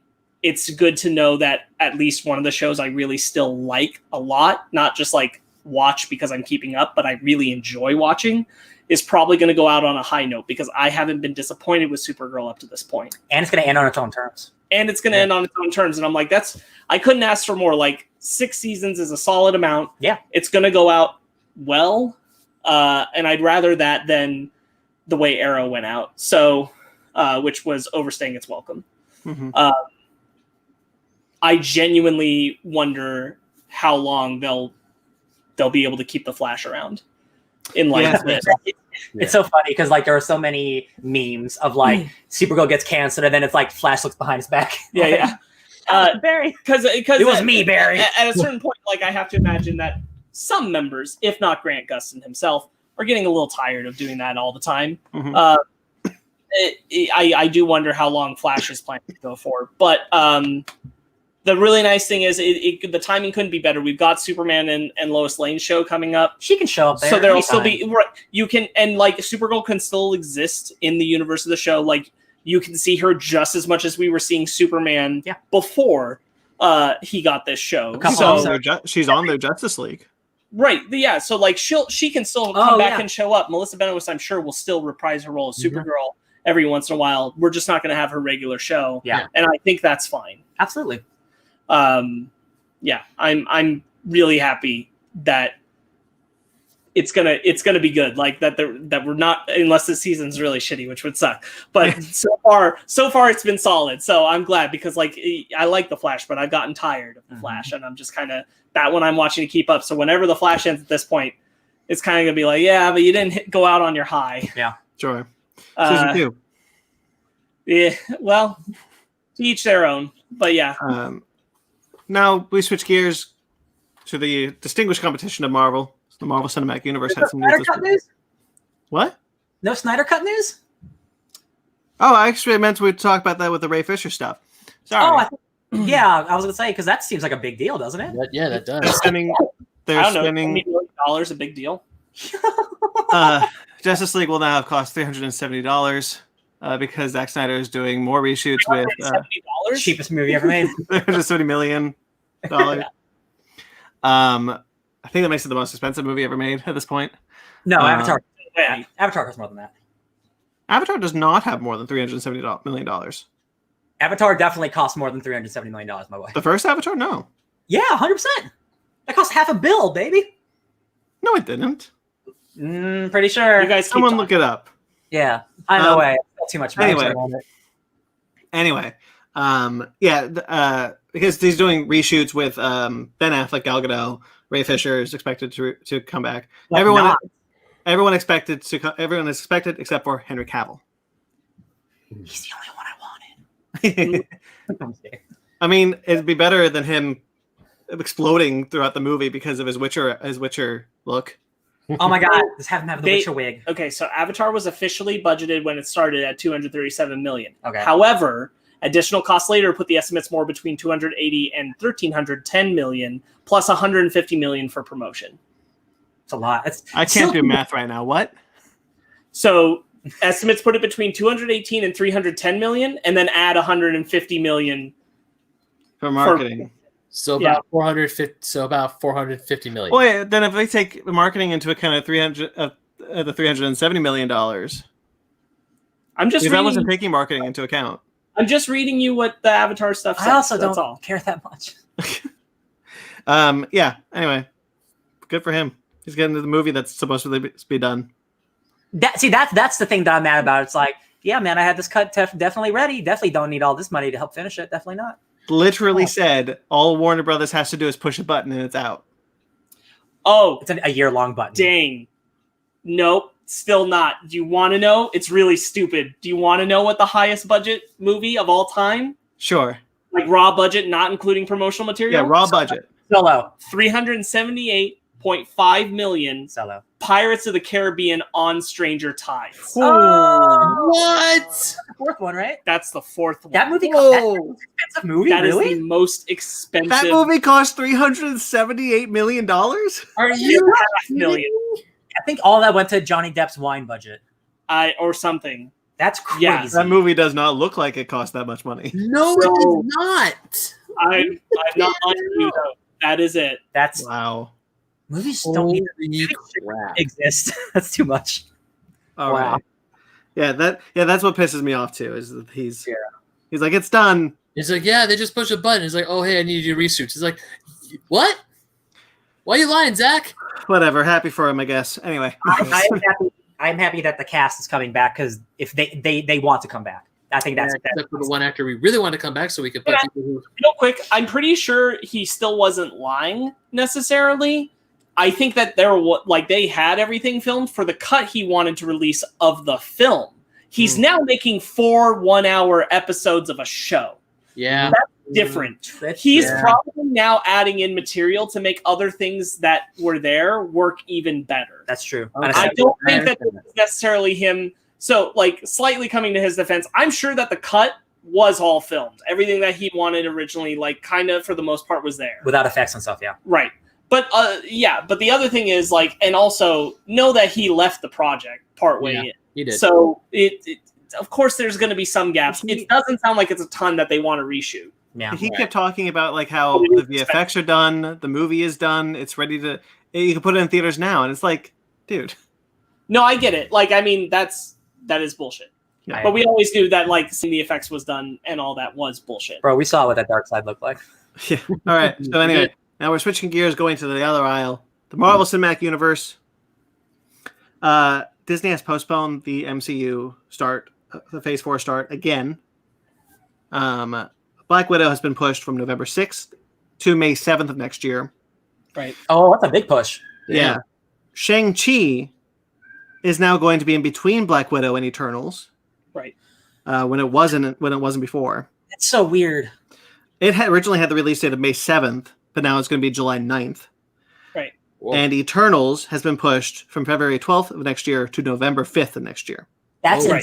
insane, dude. That's a year. That movie was going to come out this year. It was.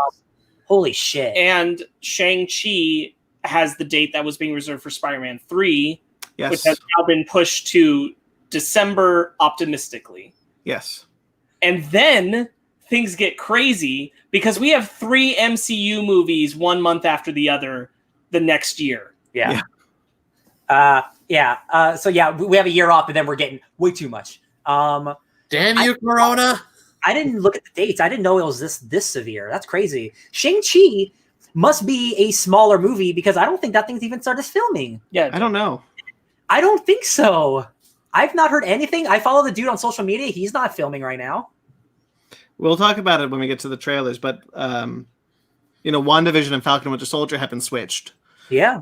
I think really because Falcon and Winter Soldier takes place, has a spoiler from Black Widow or vice versa. Yeah. And I think WandaVision is probably, it seems like a more self-contained its own thing, but Yes. who knows what that thing is really about. It also looks, no offense to Falcon and Winter Soldier, but it looks cheaper to have produced. Yeah. It's mostly set in one place, and Yeah. So for WandaVision, they only need they just need a soundstage. Whereas I'm assuming for Falcon and Winter Soldier was filming on location that had an earthquake, and that's pushed them.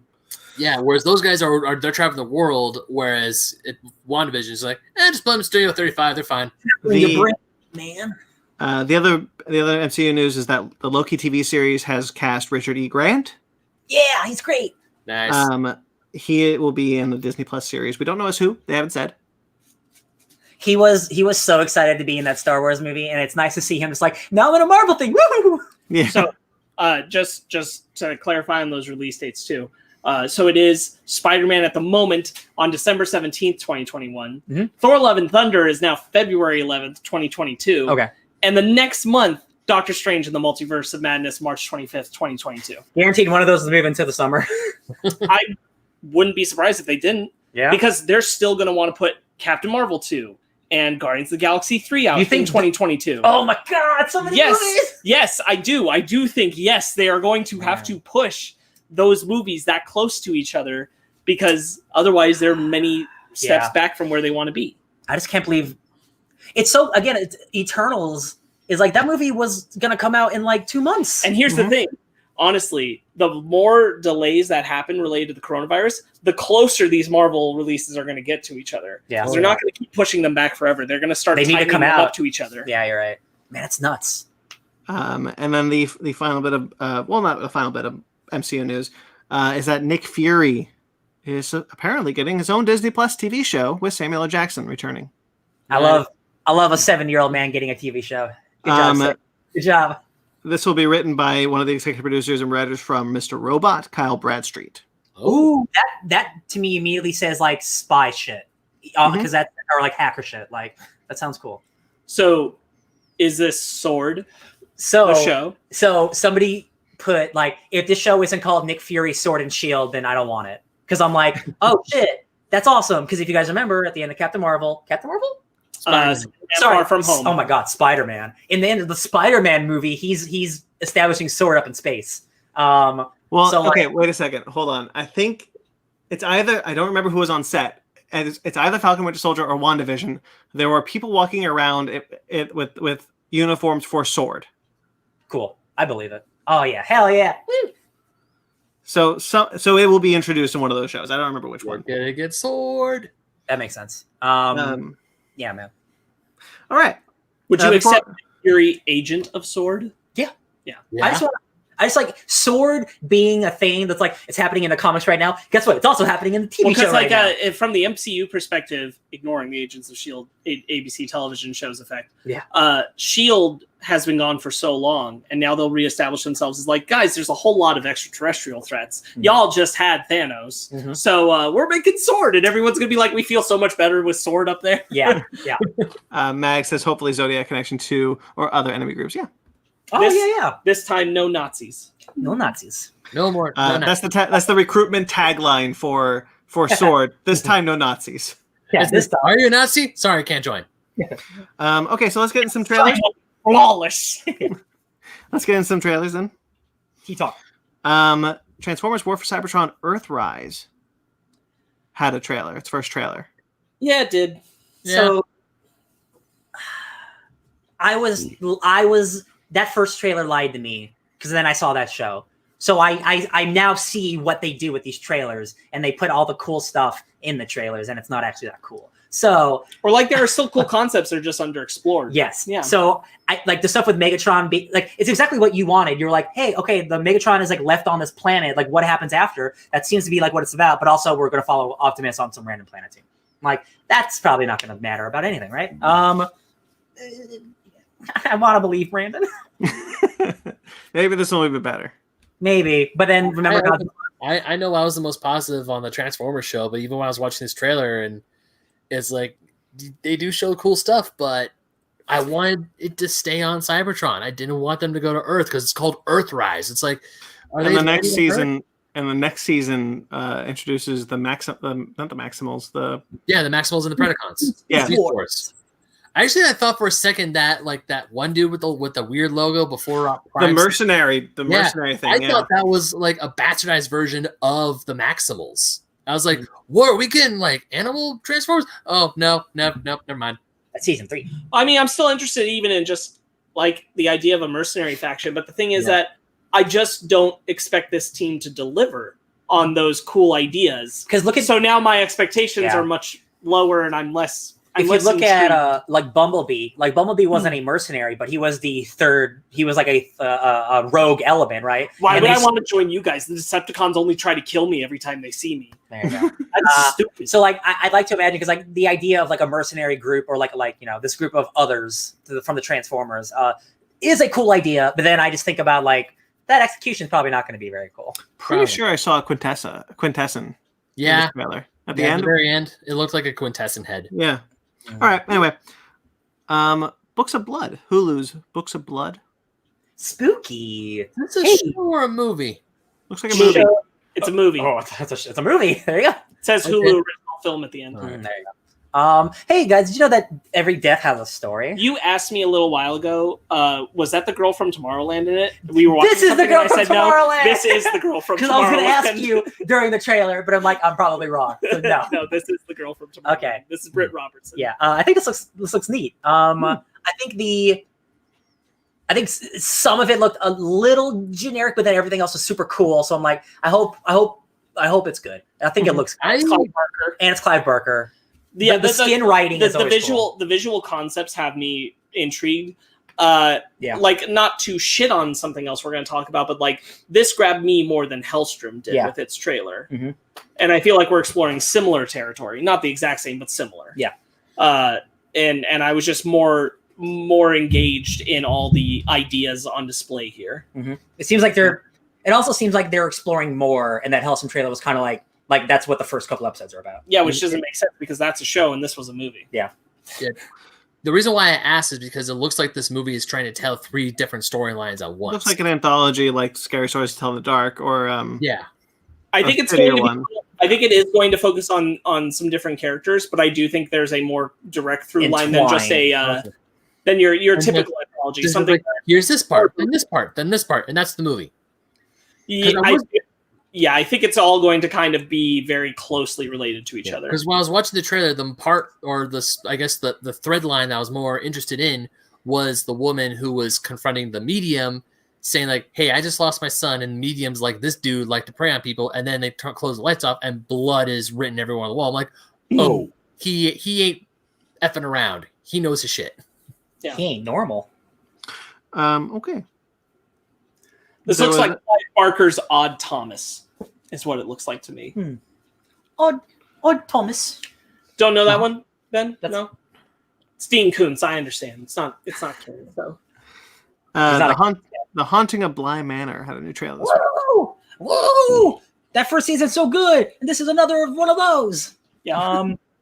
It's got Raul Cooley in it, who is like a really cool internet guy. He was on iZombie.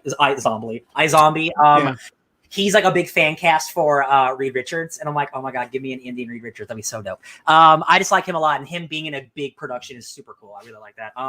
It looks like another dope ass scary spooky show. Like all of those actors are back. It's an American Horror Story situation. They're flip flopping roles. I'm into it, man. Right. And Halloween time's approaching. Hell yeah. Yeah, I have no reason not to be excited for Bly Manor. I hope just Hidden Ghost. I'm sure. Give me those hidden ghosts. I'm sure there's going to be hidden something. Mm-hmm. Hidden zombies this time. Yeah. All right. Lupin the Third, the First had an American trailer, so it was dubbed. Yes. So there's not a lot to say about this, and I don't know that it's entirely fair to judge this trailer on something, but I hadn't thought about it till I watched this, and I realized that I might not actually be able to watch this in the dub form, which is weird because everything else Lupin the Third I've seen in dub, so I'm very used to those voices. Because the animation style, but it's because the animation is so focused on making their lips look like they're actually speaking the proper words instead of just when they're dubbed, animation. It's gonna look like that, like when we dub Japanese movies and everything. And I'm just beyond that at this point. I usually go to subtitles when it comes to that. Yeah. So I don't know if I'll be able to deal with that. I it's not something that I even registered until you said, because I was watching the trailer and like it looks amazing, but yeah, the voices were kind of off. It's because and I know it's nobody's fault. No, because that cast is the cast and they're killer on all the other anime. Yeah, but those other anime don't create the lips to make certain movements, but this movie does. Yeah, and so I'm like, I don't know, maybe I have to watch this one in Japanese. Yeah. Real quick, I forgot to mention, I talked about this one previously when I was mentioning Blasphemous, but that is a Spanish-made game, and the developers, they want you to play with the original Spanish language with English subtitles, because there are certain translation things that don't sound good when you directly turn them into English phrases, right? So I started the game in English, and it's like, oh, the evils of God and blah, blah, blah. And I'm like, yeah, cool. Then I switched it to the Spanish, and immediately it is so much darker and scarier because the tone and the inflections of their voice, it just adds a type of horror that is not in the English translation. So I'm so thankful for that Spanish translation. I'm probably going to watch that Lupin the same way with the original cast. Yeah. It'd be like me with Dragon Ball. It's tough for me to watch any subtitled Dragon Ball.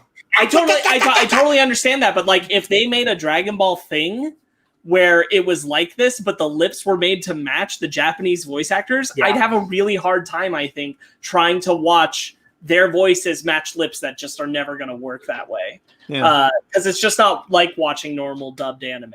Yeah. It's just not. There's too much detail in the way they speak. So we're going to have to see. I'll probably give it a shot because I really like the Lupin the Third English voice cast. So I'll probably give it a shot, but I highly suspect I won't be able to take it. That movie is so gorgeous. I'm sure I'll watch it twice anyway. Right. Yeah.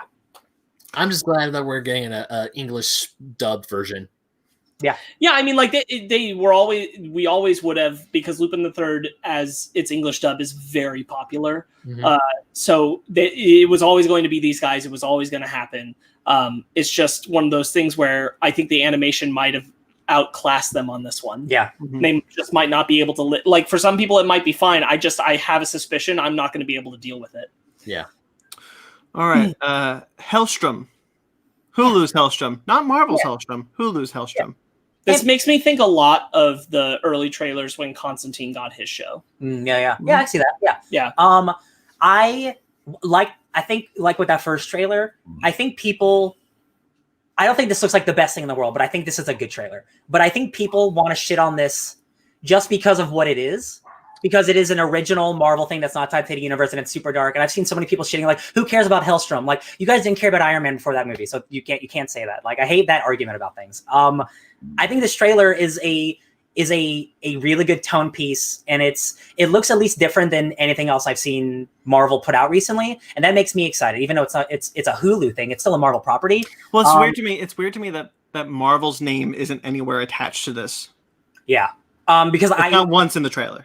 Yeah, I think they want to distance themselves. Yeah, to change expectations. Yeah, because all the Hulu stuff, like, they're not associated with that. They don't want to lose the audience members who would tune out because it is Marvel. Yes, and they don't want to lose the audience members who will criticize it because it's not Marvel enough. Yes.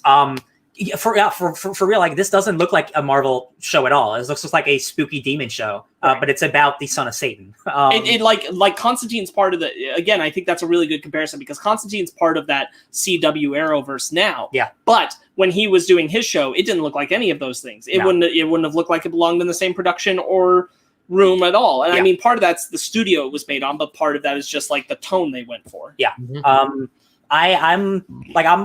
I'm pretty optimistic about this. Like, I'm not expecting the world or anything, but like, I don't have a super gross Hannibal like show. I mean, I guess Lovecraft Country can kind of count, but like, I like when Marvel takes chances, and it's cool that this got to exist. Yeah. I think Hellstrom is a character I'm not super familiar with, but like the fact that he's getting a tattoo on his chest, that was for some people on the internet the biggest thing on the planet. Like, he doesn't have his tattoo on his chest. This is a bastardization of the character. I'm like, have you even seen it yet? Come on. So there you go. He has a stupid tattoo on his chest now. You happy? I feel like there is a thing when like the character is more obscure. Yeah. You're more protective of it being done correctly. Yes, and that's fair. But if you've seen what that character looks like, which I think more than anything, what it comes from is it's like a fear that if you don't understand the character and you're putting them out there for this project, people aren't going to get attracted to it. So we're not going to get more material with that character. Absolutely. So they're like, this is a similar thing that I know I've had discussions with our friend Matt about Ghost Rider. Yes. Yeah. So like, I kind of get it. I respect that you're a passionate fan. You want it to look right. Yeah. But if you look at those like 1970s comics, like that is a extremely man, hell yeah, been waiting for this. That is a very bright for Lupin character. What Ben? I think Mag wrote that for Lupin the Third. Oh, okay, I'm excited for everything we're talking about today. But yeah, I just think like it's nice that We're not just getting like, no offense to like Agents of S.H.I.E.L.D. or like the CW shows, but we're not just getting another one of those. You know what I mean? Like at least they seem to be doing something here. This looks better than Inhumans. Oh, 100%. Like I'm gonna definitely watch the show. I try to forget. I still watch only one episode, and I'm still mad about what they did to those characters. I got through 3. It doesn't go better. Oh man. Yeah, I think 4. It does get better. It gets a lot better, guys. Like it's a great I was gonna say I can't. To me. Yeah. Secretly the Inhumans defender. Yeah, I think it was me. Yeah, I just think Hellstrom looks better than it probably should. Yeah, sure. Yeah. Real quick before we go too far, I just realized some news tidbits that I should have brought up to you earlier. I'm really the only person that cares, but I did want to touch on it. Netflix has acquired the rights to the Kane Chronicles, which is the Egyptian mythology-based series written by Rick Riordan, who did Percy Jackson. Yes. This is interesting considering that Disney Plus is doing Percy Jackson. Disney owns the book, so Disney would have had the option on this. Yeah, weird. But they decided to let it go to Netflix for some reason. Part of me wonders if this is because they want Netflix to make them as movies rather than a show. Mm-hmm. The Kane Chronicles is just 3 books, unlike the other series, which tend to run for 5 or 6 or 7, depending. Mm-hmm. The other thing about it is Rick Riordan talked about it recently on a blog post this week, and he said that he promoted it with an image that was showing the Kanes and Percy Jackson characters side by side in a drawn animation format that they had done by the guy who does the graphic novels. And he said, I just want to address that this is not saying that the projects are going to be animation. The Netflix stuff with Kane is going to be live action. The Disney Plus Percy Jackson show is going to be live action. However, we have discussed future animation projects related to all of these properties. Collabs. So anyway, if you care about the Riordan stuff, that stuff's happening. That's cool. I have a very hard time picturing Netflix doing the Kane Chronicles right. I would argue easily Egyptian mythology is much more complex to visually recreate than Greek. I've seen Gods of Egypt, I know. And so it's very hard for me to imagine Netflix doing it justice, but we'll see. Yes. That's cool. I didn't know that. Yeah, that is dope. All right. Sparks, you and I were surprised this week by a trailer. The Croods: A New Age. Yes. Yeah. Ryan watched it as well. I mean, this guy too, I hope. Yeah, I did. Ben, real quick, Ben, have you seen The Croods? Yes. Yeah, I saw with these guys. These guys. Okay, cool. So, yeah, you say what you want to say. So, as someone who has not seen The Croods, I know that first movie is good from all of you guys' opinions. I thought this trailer was not very good. So, and I know that first trailer was also not very good that I saw for The Croods, and that movie ended up being good.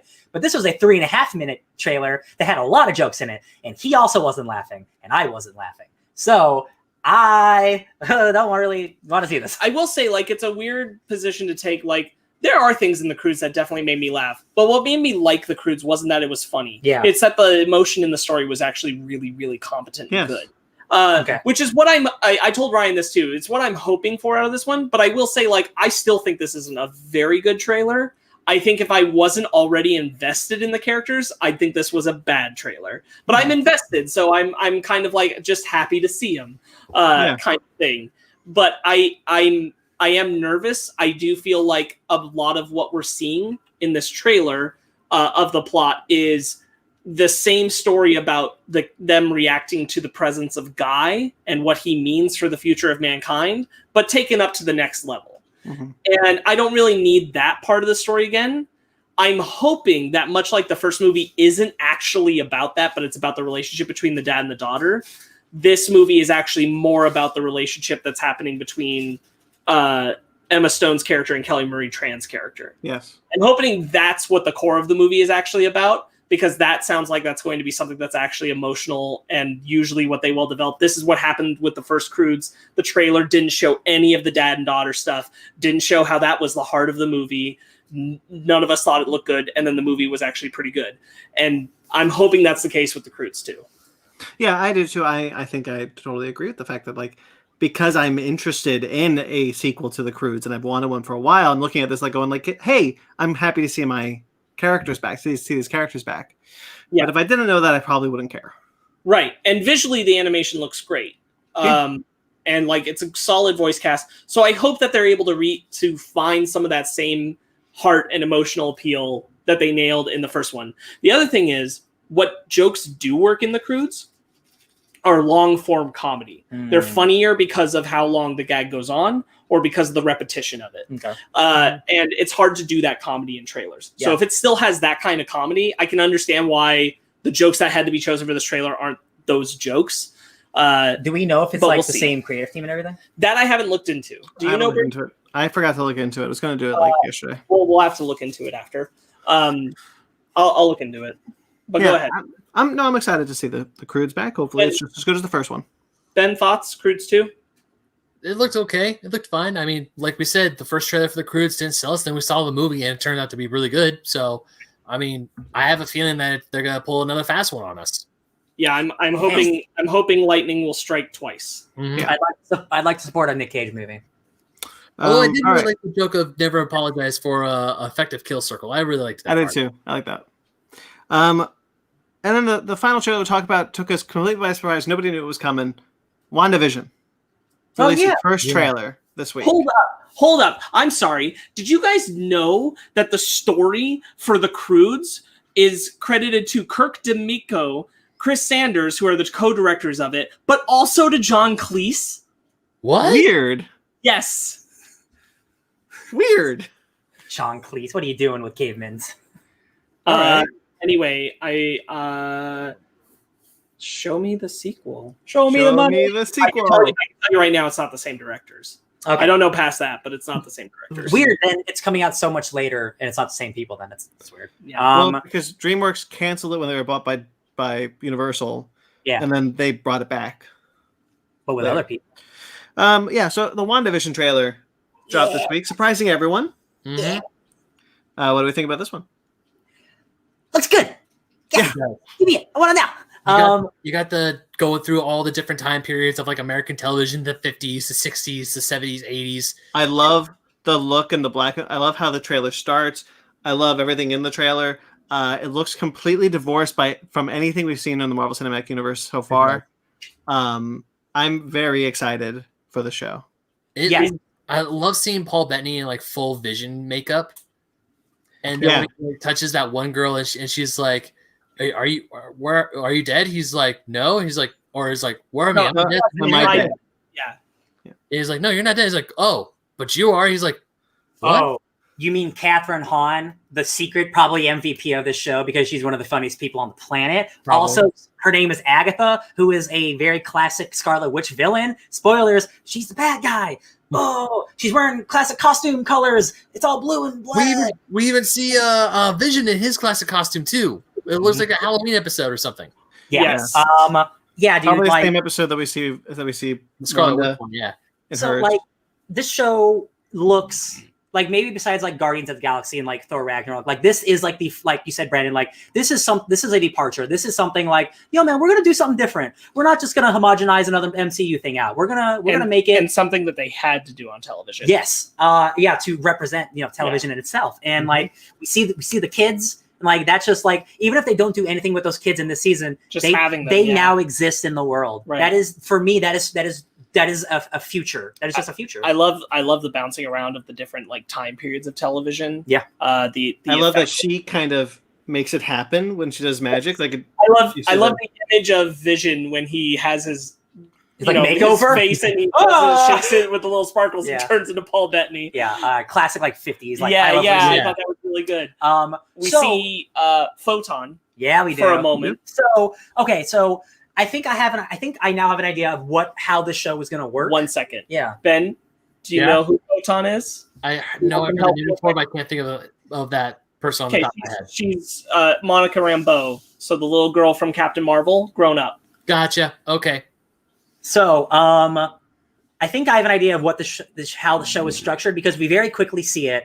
We see Monica Rambeau land, and we see a bunch of lights, and it reminded me of Annihilation and how they set up a barrier like around the Annihilation thing. So what I think happened was, I think we got a House of M situation going on where Scarlet Witch is just going crazy.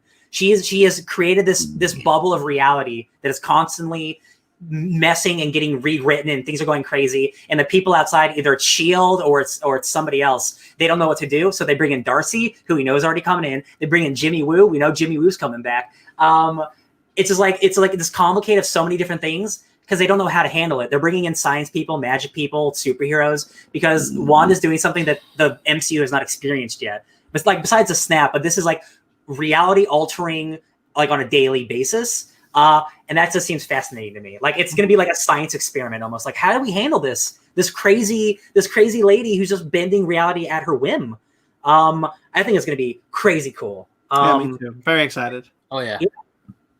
It is interesting because Brandon, what you were saying before, like the possibility that Falcon and Winter Soldier were postponed because of connections to Black Widow. We know there is a connection between this and Doctor Strange, but we're still not going to get Doctor Strange for over a year after we see this show. And I'm like, that's so weird. It's so weird how long we're going to have to wait for the follow-up to this information. And that's hoping that like Doctor Strange actually comes out March 2022.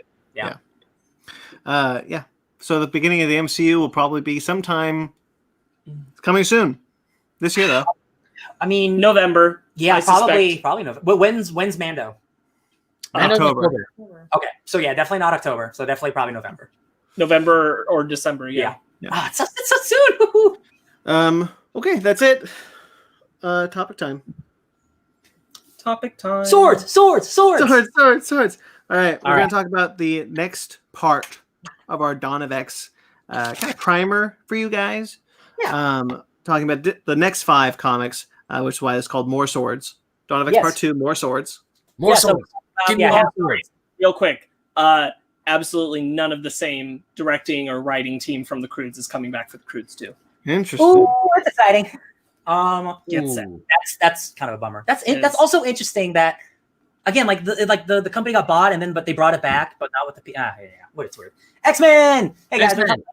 So we have 3 big books and 2 small books to talk about. So do you guys want to do like a big book, then a small book, then a big, then a small, then a big, or how do you want to structure it? That sounds good to me. Oh, cool. Let's do it. I think we save Excalibur for last because that is absolutely the most important one. I think. Apparently, that became the most important. Spoilers. Issue 1, it was the most important because I just reread all of them again.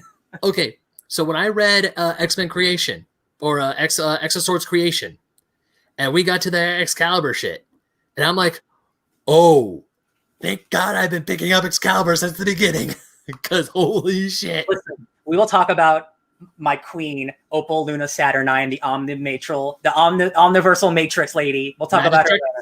Yeah, we'll get to her later. But let's why don't we start with a little X-Force? Why don't X go and give it to you? How about some of that? I'll give it to you. Let me find those pages. Cool. Yeah. Okay. So this beauty. Well, this is my trade of issues 1 through 6 because I started picking up X-Force long after it started coming out. So hey, you're here now. That's all that matters. I'm here now. I'm here. It's all collected. It's all there. He's all showing off his trade. I could just go with a shunk. Just all the X-Men. Go ahead. Just a whole bucket. Well, you guys remember when this whole X thing first started? I was like, oh, I'm gonna pick a few, and then as it kept going on, you're like, dude, you gotta pick up all. I was like, I can't. My wallet won't let me. It's X of Swords. It's really X of Swords that did it to you. Yeah. So X-Force, the first issue of X-Force, Xavier dies. And that was very surprising for people reading comic books. I was very surprised, but then I realized, oh wait, he's just going to come back later. Right. Oh, maybe that was his plan. Well, even in if I remember correctly, even in Hoxpox, they had protocols in case Xavier died. Yeah, there's like redundancies and like cradles of 5 different cradles in case, because Xavier is the dude who houses all the souls in his brain. He's a walking memoriam of people.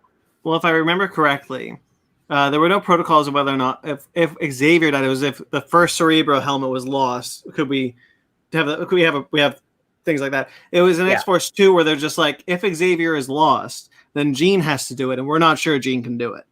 Yeah, right. Because she has the power to it, but like Xavier's been doing it his whole life. Like that's not something you just put on. But yo, man, this first arc's about Domino, and that because she gets sliced up for those killers to get in. Oh boy, yeah. The peacock, the man with the peacock tattoo, which I love as a villain. Mr. Peacock, yeah. Mr. Peacock, he's pretty sweet. NBC's biggest villain. All right, there's this one page I wanted to get that I thought of where the friggity fractic. You guys keep talking, I'll find it. Okay, so in that first issue, Yeah. Magneto and Jean make a little swordy sword. That's the second issue. I just found it. That's the page I was gonna look. Oh yeah. And I took so many. The sword of Cerebro. Even in the second issue, we got our first sword. It was around this time that Ten of Swords was announced. Also, like this was because Ten of Swords was supposed to happen earlier. Yeah. But so we'll look at the Cerebro sword. Just kind of like they did it. It's happening. Yeah. There's secretly like a sword in every book every now and then, which is fun. So Xavier gets assassinated by real quick. I can't call it a problem, but something I have noticed after reading all the books, there are there are 3 different South American cartels as villains. Yeah. And when you're reading one book and you notice it, but then you're like, oh wow, this all South America is all bad guys, I guess. I'm like, you guys are pretty good about diversity. Maybe look at that one. Costa Perdita is tied in two of the titles. Like it's the same gang being tied across 2 of them. Right? Yeah. Mm-hmm. Okay. But you're right. Like then there's also like 2 different Russian factions at the same time. Yes, and like the Flower Cartel and stuff like that. Yeah. But yeah, there's this like organization that wants to be better than mutants, but they don't want to be mutants. So they'll do everything that they can to be better, which includes so many things we could talk about, like Russian implants or some Lovecraft Country Lovecraft Country shit. Yeah, aliens. Like, because I want to say later on in X-Force. Yeah, it is later on in X-Force. I want to say like issue 10 or 11. It's 10. At issue 10, you have like these little assassin babies, like chest bursting. Nesting doll monsters. Yeah. They're nesting dolls. Yeah. But like it's the point of the X-Force books is to show the weakness and the defense that Krakoan mutants need. And how you kind of always need, you have the X-Men who are like the shining examples of herodom, but then you have to kind of have your CIA like blacklist because they became a nation. Because they became a nation, like they got to do some shady shit to get by. And guys, like Beast is always, so you guys are recent the comics, but Beast has always been morally corrupt in the comics, which has always been fascinating because he is a guy who's like, I love mutants and I'm not a bad person, but I will do whatever I need to do scientifically to make mutants best, right? Okay, and so knowing that actually kind of changes my whole perception of Beast, because my perception of Beast came from the cartoon and from the films. Yes. And even the cartoon, I always had a fondness for Beast. He may not have been my favorite, but every time Beast showed up, I'm like, hell yeah, Beast. Seeing Beast do this, I know where I'm jumping ahead, but I really want to. We're talking about the whole thing. You're fine. All right, but I really want to talk about it. The Traitors Parade of Colossus. Yeah. Oh, you mean Beast's version of mutant McCarthyism? Dude, yeah. Beast for real in this book is he is a supervillain, and like especially the last issue, he has that line where he's like, "It will inspire their neighbors to say things about their fellow mutants." I'm gonna find a panel that I took a picture of. That's just so gross. I love it. Speaking of Colossus, though, I think he's been really great in this title. We don't see he and Domino choose to kill themselves so that they can be reborn.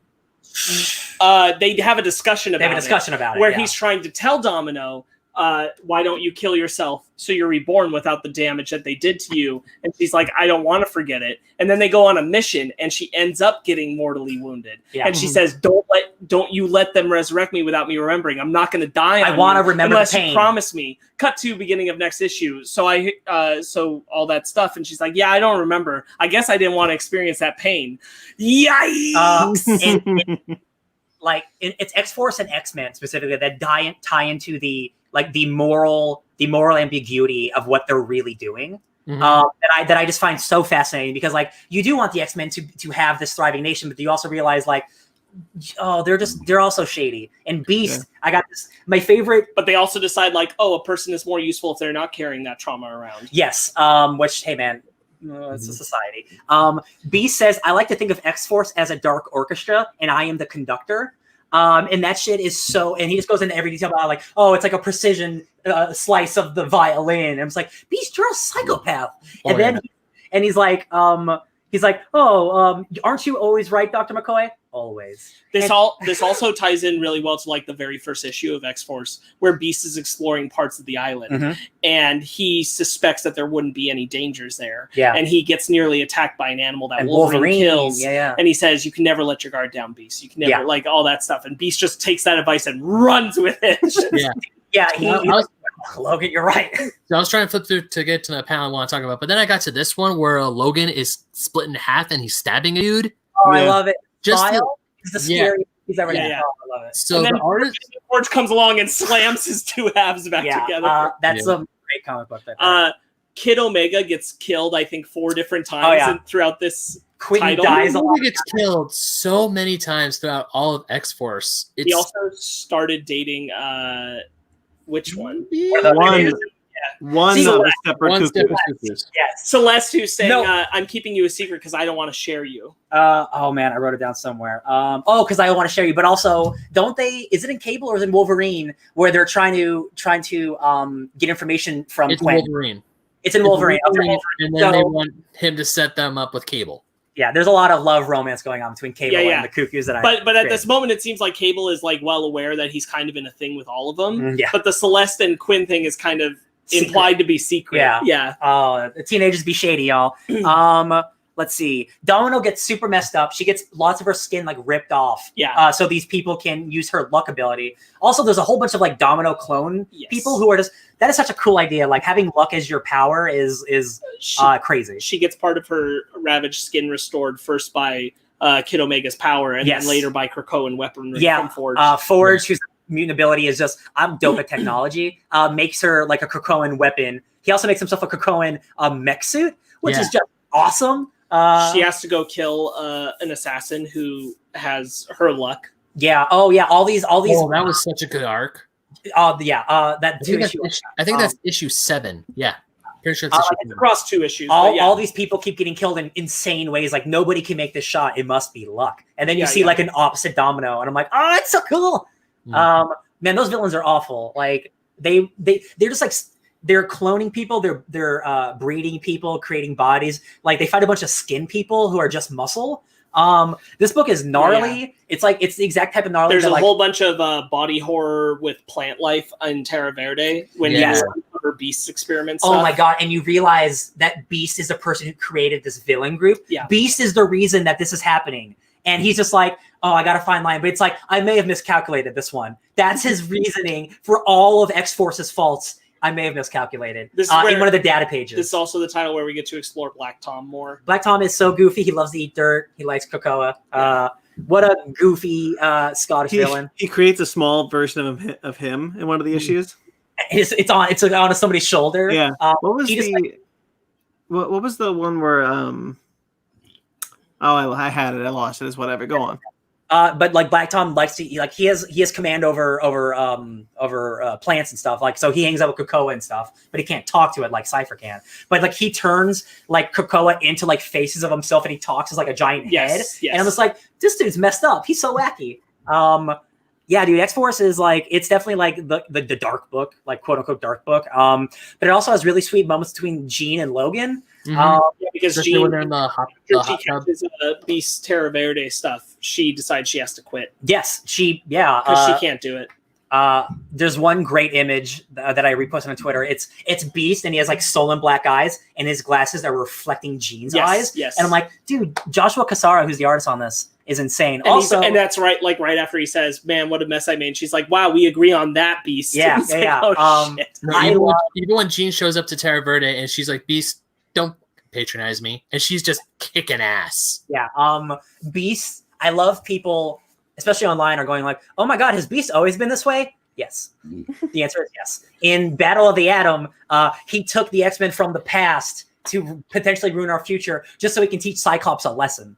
He's like, "Hey, past Cyclops, the future version of you is bad. Go talk to him. Don't worry about the future." Beast head does not. He's smart. He's not that smart. I think he's great. You should read X-Force if you want some bad Beast. We should probably Wolverine next, right? Because this is hold on. I wanted to talk about. Got some notes. Yeah, the whole issue. Right? Is it? No, it's an X-Men. Never mind. It's an X-Men. Oh, the X-Force issue. Yeah. I really like the idea. Mikhail Rasputin. There's an evil Rasputin. Mikhail takes Omega's body. They're going to start using him because they take the Cerebro sword. That's what I was going to say.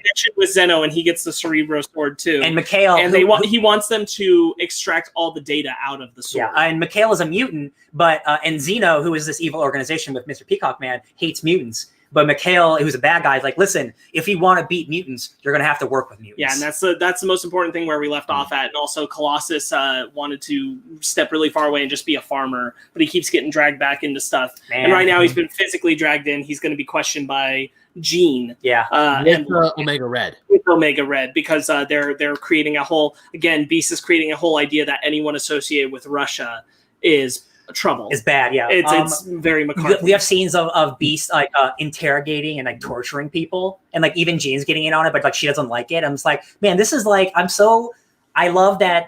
Again, I talk about being cowards. Like I'm glad that like Marvel's like, no, make Beast the way he really is. Like when he really is like, yo, I'm all about him. I'm all about mutantdom, just in the shadiest ways possible. I love it. It's gross. Wolverine next. Sweet. Hey guys, let's talk about a pale girl. Is that her name? The Pale Girl? Yeah. Pale Girl. This book has had some interesting artists. Yeah, one of the artists is a super douchebag, and it's unfortunate. Which one? Victor Bogdanovic, the Greg Capullo looking guy. Okay. He's the Dracula man. I was about to say, because his style looks so much like Greg Capullo's. Wait, hold on. Ben, you talked over Ryan, right? What'd you say? His art rules, but he's a piece of shit, which is unfortunate. And unfortunately, he's doing the stuff that I like doing more. Like I like the. Was this the guy who I saw going around on X Twitter this week for shitting on X of Swords? Yes. Okay. Yeah. Which he was working as he's fucking working as on Wolverine. He is working on the book. Jesus. Yes. He's unfortunate. Adam Hubert's great though. He's working on that other book, on the other issues. Hold up. So the guy who's drawing Wolverine was on Twitter shitting on X of Swords, even as he's drawing it as of right now. Complained. So first of all, he said he doesn't have enough time to read any of the books that he works on. But he also said that X of Swords didn't make any sense, and it was confusing, and it needed a recap page to make sense, which it did have. Mm-hmm. I wouldn't be surprised if after this arc he's off the book. Let's say that. Yeah. But like that being said, he draws a real good Wolverine. The vampire stuff in the second arc has been really fun. It's actually spinning off of what happened in Avengers. Yeah, because they gave Dracula a home in Chernobyl in Avengers, and that's kind of where this is coming from. They think his blood, Wolverine's blood, can sustain him longer. I wrote something. What was it?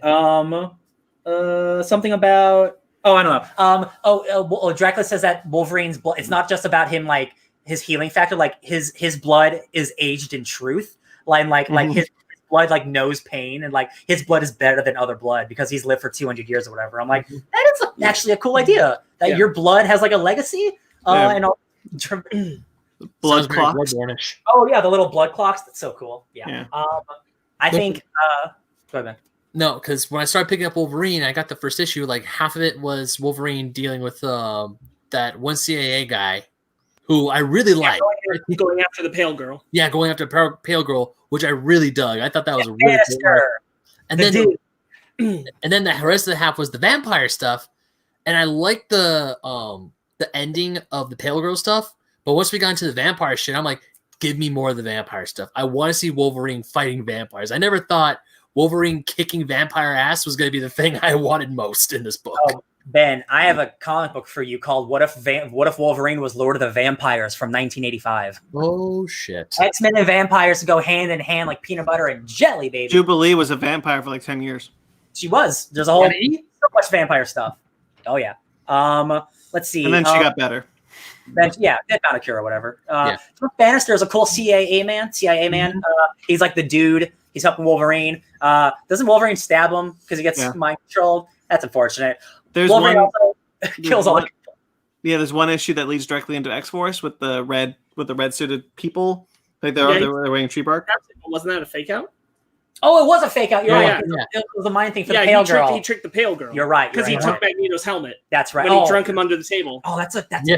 such a good scene. Oh, I forgot about. Oh my god, that was so good. There's so many pictures, but after I realized I just have like 150 pictures not organized, so I'm not gonna be able to find anything I want to talk about. But that's okay. I still have the notes.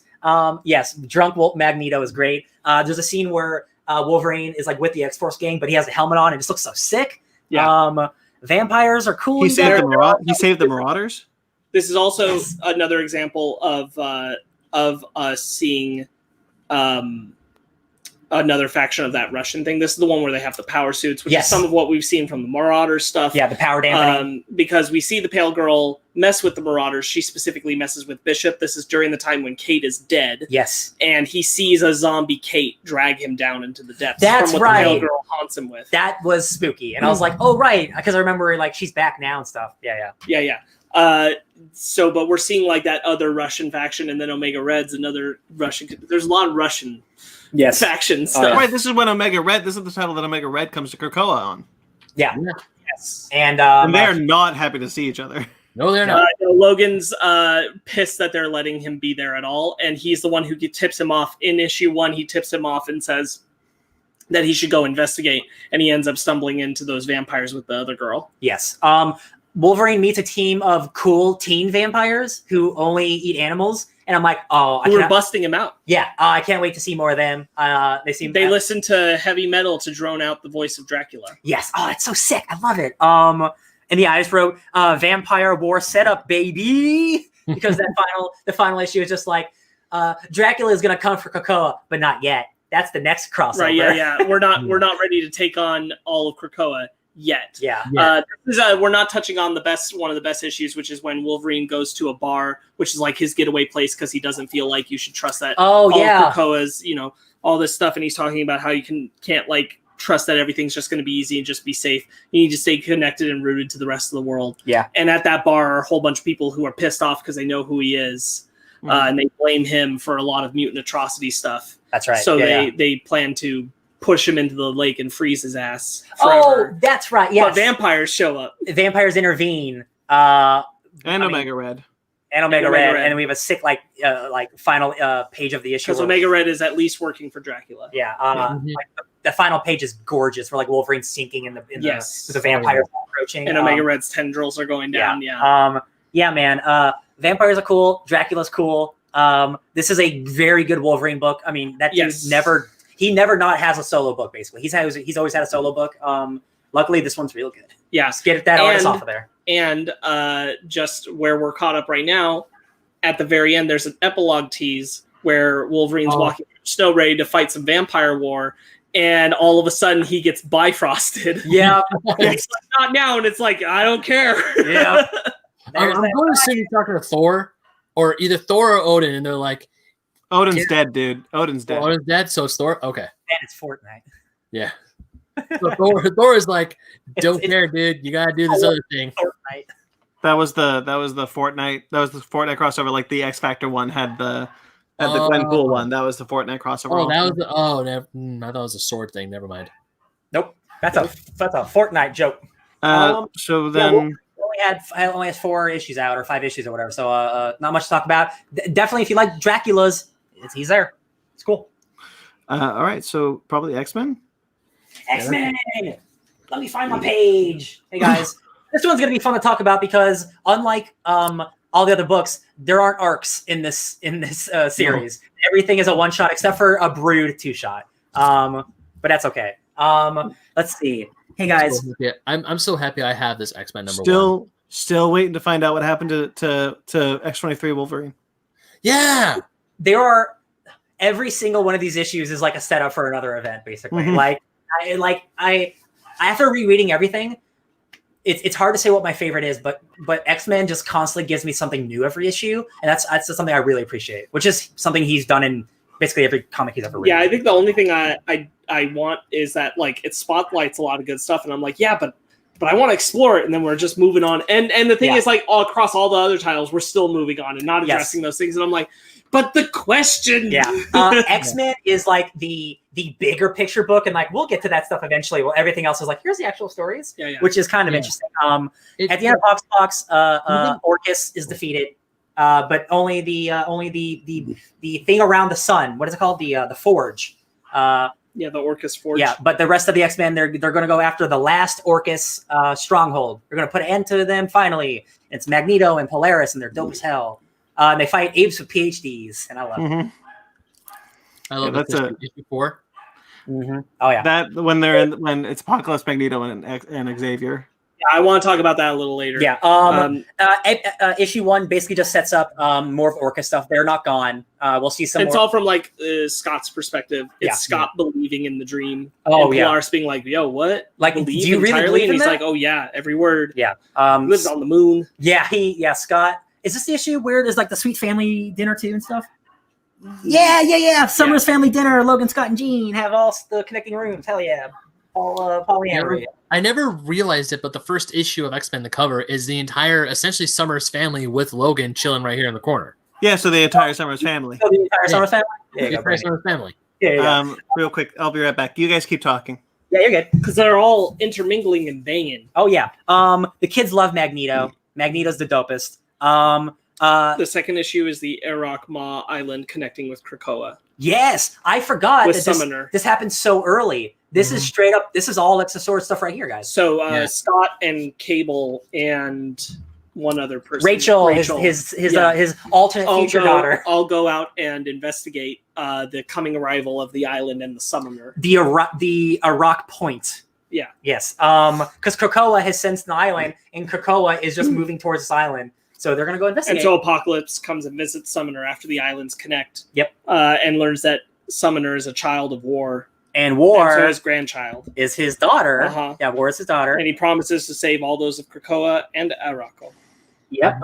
The Iraq portal is closed, but we will be learning about how that portal opens up in another book called Excalibur.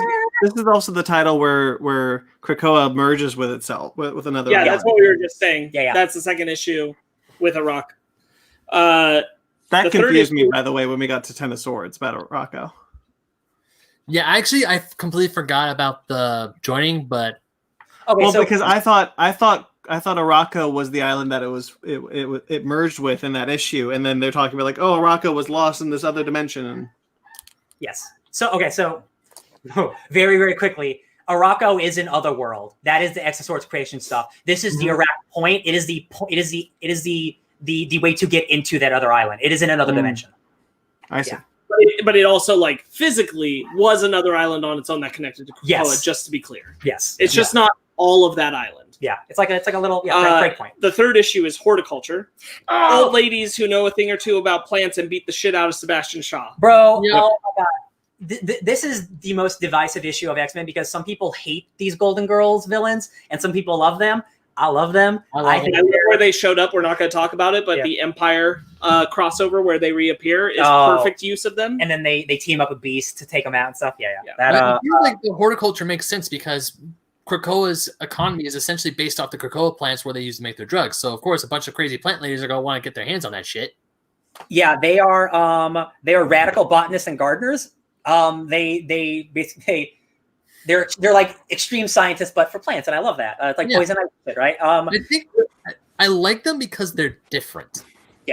I love that they're 80-year-old villains. This is 81 years old. No, there's this great scene in the Empire X-Men crossover where where horticulture shows up and Angel's trying to fight horticulture, and then I forgot her name, but she throws a bunch of pheromones and he sees them all young. Was hot. Yeah. That was in the Empire crossover. Yeah, that was.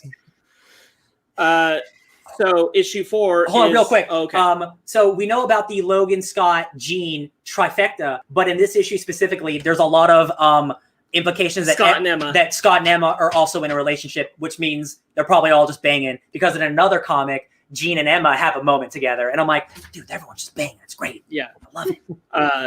Free little Krakoa, baby. Issue 4 Well, when is you're all that hot.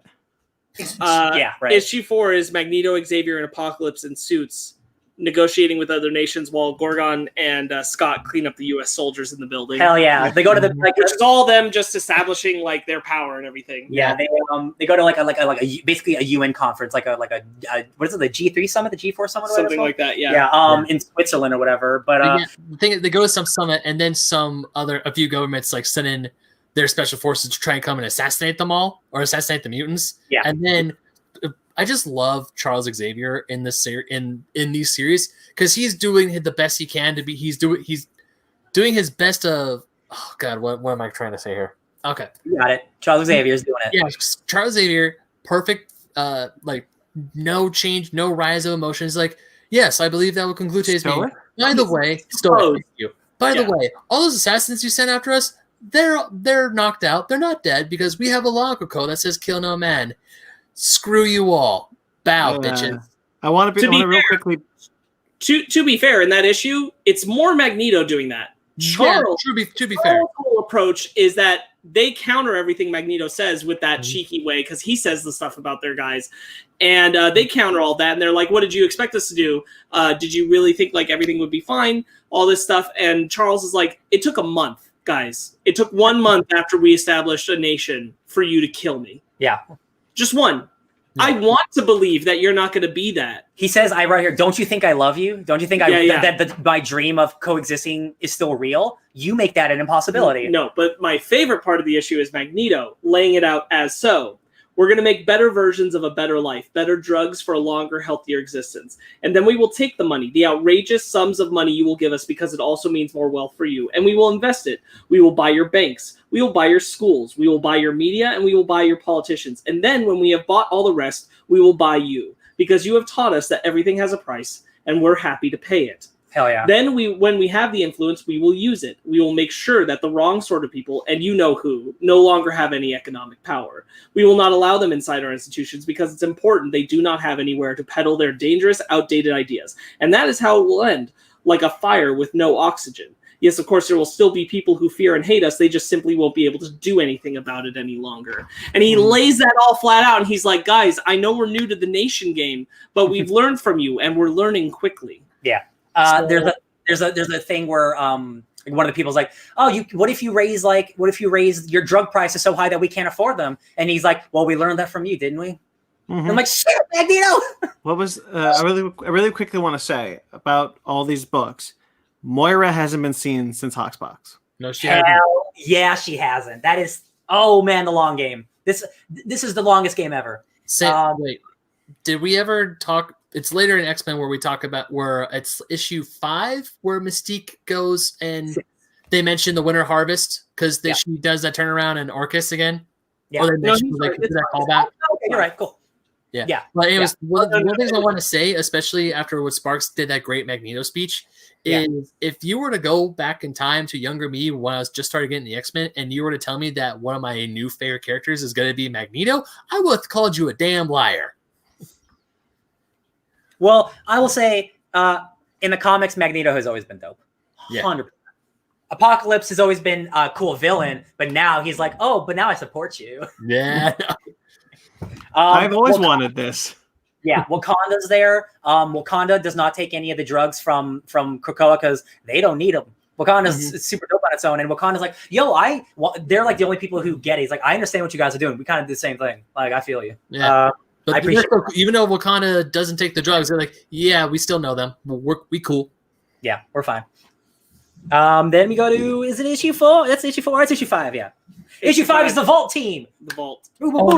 This is X-23 going inside the Vault.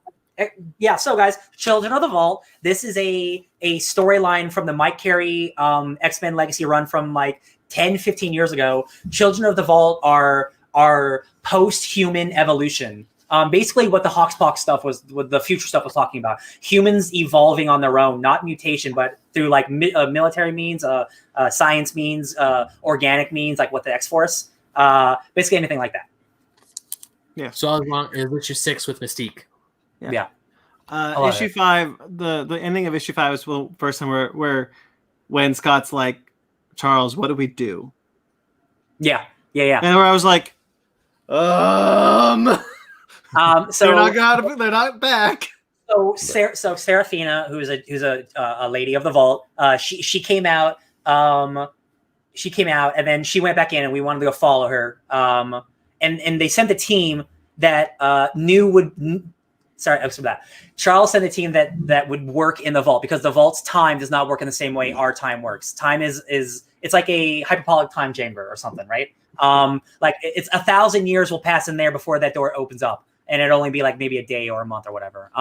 So they send in Sync, and they send in X-23, Wolverine, and then they send in Darwin. And those are all very adaptable, malleable mutants to carry on a task like this. But unfortunately, they get trapped in that vault, and they won't be in there for like 5 minutes or something. Yeah, and all the mutants are nervous about the virus about the vault, because somebody got a technovirus during this whole issue. And we talked about those because Storm got this virus from that thing. So yeah, the team is trapped in there for 573 years. Scott's like, oh boy. So what? So far. So that's an event or something happening, because the Children of the Vault are a super dope, like awesome adversary to the X-Men that haven't been seen in a long time, which a lot of this X-Men run is doing. So it's going to be cool to see them show up in like a year or two or whatever. Destiny, you guys. Destiny's real cool. This was one of the setups from Hoxpox where it was. They try to postpone Destiny's resurrection as long as they can. Yeah, they don't. No precogs on Krakoa, because if people know the future, then they will know that they potentially lose. And Moira only has one chance left to get Krakoa right before potentially the end of all existence. So I can understand, because if you remember her 11th life, she won't develop the mutant gene before she dies. Yes. So this is the last chance for her to be a mutant and do it. But yeah, Mystique, it keeps doing all this shit for Xavier and Magneto. And she's like, just bring my wife back. And they're like, we will, there's a lot of things we got to do. And she just yells, bring me my wife back. And I'm like, yes. And at the end of that issue, you see a flashback, because remember, this is all the stuff with Hoxpox and stuff. This is all still the main timeline of the X-Men stuff. So all the stuff from the 80s, the Claremont stuff, it all happened. Destiny's talking to Mystique, which seems to be around that time period, saying, listen, in the future, the Krakoa stuff's going to happen, and they're not going to bring me back. You make them bring me back so we can burn this shit to the ground. And I'm like, oh, I kind of want it. I love the civilization working. I love Krakoa being a nation, but like they are doing Mystique very dirty when she is working with them more than she's ever worked with them. She's being their lapdog. Well, she makes the implication that like, okay, well either it would be revenge for not bringing it back, or it's going to fail again. Yeah. And either way is bad. But I just add such a wrinkle, because like villains that are on that quiet council, like Mr. Sinister and Mystique and Exodus and Apocalypse, like they all have mutant stuff in mind, but they're still bad guys. Like they're still like they're thinking with like the wrong part of their brain. So like there's still a part of me that's like Mystique is going to betray everyone the second chance she gets. We'll get into it. I wouldn't be. I still am not fully on board with Apocalypse. I still think he's got some shit he's not telling everyone. That's going to show up in X of Swords. It becomes even after this first issue. It becomes very evident that Apocalypse has some other shit up his sleeve in Excalibur. I mean, we'll get to that eventually, but yeah. From like point one, you kind of are onto his shit. Also, the other thing, Mystique does learn that Nimrod is still being constructed. Yes, that was the mission. They're still on the path. Yes, she was. They missed their shot, is what she says. They missed their shot. Nimrod is Dr. Gregor is still working on it. With plans to possibly bring her dead husband back to life using an old X-Men Mcron crystal, which is an old school reference that they haven't set up anything yet. But in X-Men issues 1 or 2, they show her holding that gem up. So stuff with Nimrod and stuff with resurrection stuff is happening with the humans too, which is just bad news. Just bad news. Yeah. So let's go to the next issue. Where we talk about the Crucible. Let's talk about voluntary murder. Oh, can I say something about Apocalypse real quick? Hell yeah. Apocalypse is in this issue, but still. I think he believes in Krakoa because he's friends with Krakoa. We know that he's age-old friend with Krakoa. Oh, yeah. But he's probably not on the same side as Xavier and Magneto. specifically after reading X of Swords and I have a disagreement, 100%. I would say like, here's the thing. I fully believe that what Apocalypse says at the beginning of his union with them and Hoxpox is true, which is that all I have ever wanted is mutant kind to take its rightful place in the sun. You're doing that. Why would I have a problem with it? Yeah.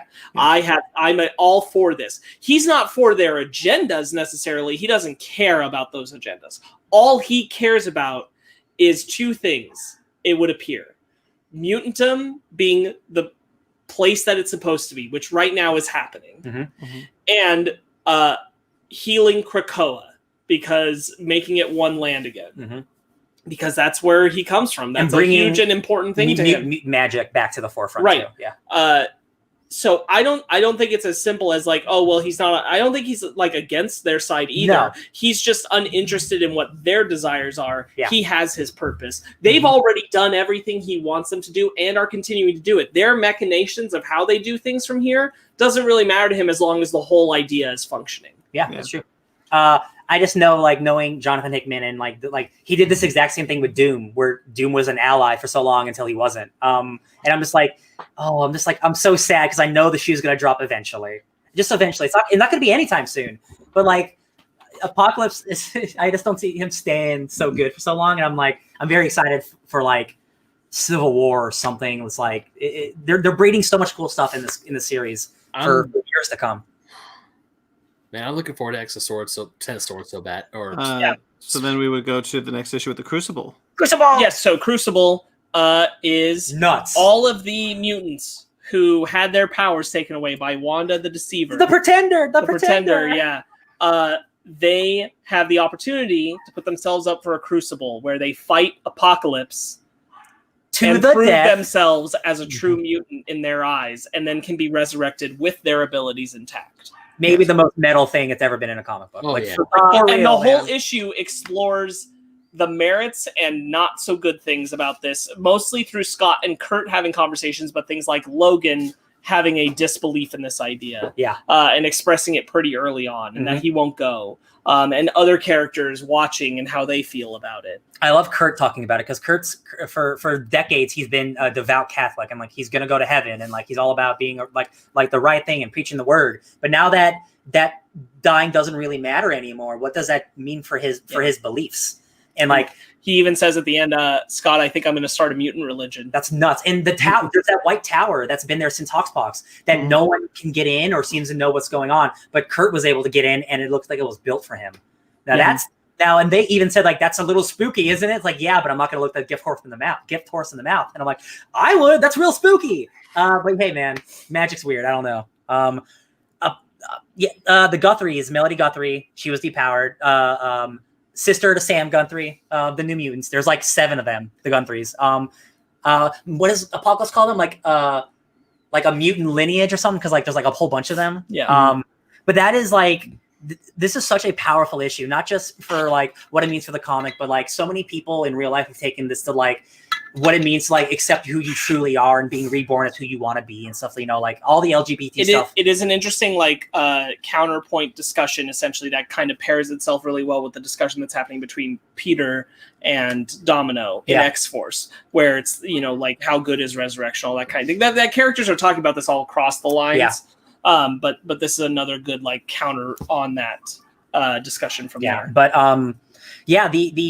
the idea that, hey, we're going to have like a gladiator arena where if you want to be reborn with your powers, you have to fight for it is it's really crazy. And it really is maybe the most like morally ambiguous thing that is in these comics. Cause that is straight up just like, yo, we're going to kill you to be reborn. Like that is just like, that is so nuts to me that this isn't a regular comic book. And it's crazy because like a lot of the concept, I'm pretty sure that some character even openly admits is because there's just no good system for giving them all their powers back at the same time. So they have to create an order. This is the order. This is the first time that Hoxpox stuff about chimeras is brought up because they say, remember the wills and how people are willing to have more powers brought back with them. This is the start of chimera shit and the sinister cloning labs on Mars and shit. I'm like, oh, it's slowly coming together. It's crazy. And like Apocalypse is like, oh, you died valiantly and like rise, and like Arrow rises as she's reborn a mutant. And I'm like, yo, Good shit, man. Like Yeah. seeing her float up and just the sheer joy on her face now that she has her powers back. But it's still pretty meta how she takes a sword, fights Apocalypse, and he says, "You have proven yourself, now die to be reborn." It's like, that's mess. And there's an entire arena full of people watching. Like, Yeah, and it's weird. that's a religious experience. Like, Yeah, it's because when I was reading that issue, it was I understand why she's doing it because she wants to get her powers back because she feels like a part of herself was taken away. 16 million mutants lost their powers. Well, was it 16? No, that's Genosha. How many mutants lost their powers? 2 million. Scarlet Witch. It was 2 2. million? Yeah. 2 million mutants lost their powers thanks to Scarlet Witch. And her Some mutants can choose not to do it. They can choose to live human. yeah, they can, but just saying like you're gonna die is like, no, but I'll be back though. It's like, but you'll be dead. It's like, not really. It's That's Well, that's what Kirk is talking about with like the whole thing. Like, what does it mean to die in this It's situation? it's so weird, but it's also so profound, and it's just it's a really damn good issue. Yeah. That Yeah. issue.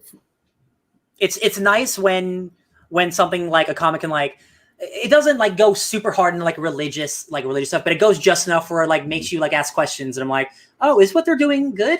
Mhm. Like Yeah. I don't actually get to read that in a main again, like I'm talking about Immortal Hulk in a mainstream comic, like these bold ideas, like you don't get to really see those that often. Yeah.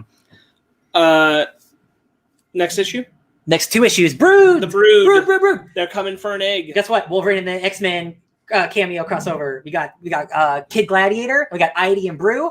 Got all our favorites. I love it. Roberto DaCosta reappears. Yep. The Shi'ar Empire from New Mutants is back. It's all full circle, baby. Oh yeah, this is the New Mutants issue. Yeah. So the New Mutants bring a Brood King egg back to Earth from the New Mutants book. And that's a problem because the Brood really, really wants a king. So the entire Brood armada, which is trillions of aliens, come to invade Earth. Oopsie. The Brood King, we find out, was made specifically to control the Brood Queens, which control the Brood. Yes, it's an artificial creation by A. It's an artificial creation, and yeah. And then there's not like a lot like super heavy story stuff, but yeah, the Brood come and they fight a magic. There's a lot of cool visual stuff, Lot of like good visuals. using the Starjammer to lead them into space. Oh yeah. They take the whole thing into space, the Shi'ar Empire, and then the way it ends is what's his character's name? Brew. Yeah, Brew. Eats the egg. He was real hungry, and then he's eating the egg as an entire armada of aliens is behind him, and now he's like the king of the Brood. And I'm like, yeah, that's character growth. All right. I wrote it down here. Vulcan has his first hangover. Vulcan, Yeah, that's the next Vulcan issue. he was a villain. He was created by Ed Brubaker. Did you guys know Ed Brubaker wrote on the X-Men? Mhm. It's not very good. Sorry, Ed. You can't be good at everything. But he created Vulcan for this event called Deadly Genesis, and Sway and Petra were also created there. But this is like an issue centering on them, and they're a bunch of like party like socialite girls, and Vulcan. He talks like almost like Shakespearean, but like very like I am the fire and the fire is in me, which causes some like really funny stuff with him and Scott, just the way they talk to each other. I really like the family dynamic throughout this entire issue of issues of X-Men. The Summers family is super involved, and it's just lots of familiar stuff going on in all the books, and I think that's really fun. Yeah. Yeah. Vulcan in his issue has an encounter with the Kotati. Mm-hmm. This is and they want to control him the same way we see them control She-Hulk in the Empire event. He's got too much fire. But he is disturbed and awakened in his experiences when they're doing it and burns them all. Yes. He was experimented on. As you can see, you see some of it, like those crazy aliens and stuff, like awakening the fire that's in him. Like, and you see, it's either this issues or later on, but like he is a bad guy who does not want to be a bad guy, right? He's like, I don't want to. Like, he's destroying the Kotati, and he's like, I don't want to be this guy. Let's go have a drink. And that's character development. Yeah. I love it. Not much in those 2 issues, just really fun. Those are also Empire tie-ins, but not the Empire tie-in. Right. Yeah. And then the next issue is the Kotati are pissed off because Vulcan did that to one of their launch points. They know it was Krakoa, so during the Kotati invasion, they invade Krakoa. Yes. And then we see what happens there. Magneto was like, nah. Nah, we're just gonna. But Magneto was like, "That's funny." Magma, who's part of the New Mutants, and Iceman do some sweet power fusion which create a bunch of giant metal brittle things for Magneto to throw at the Kotati.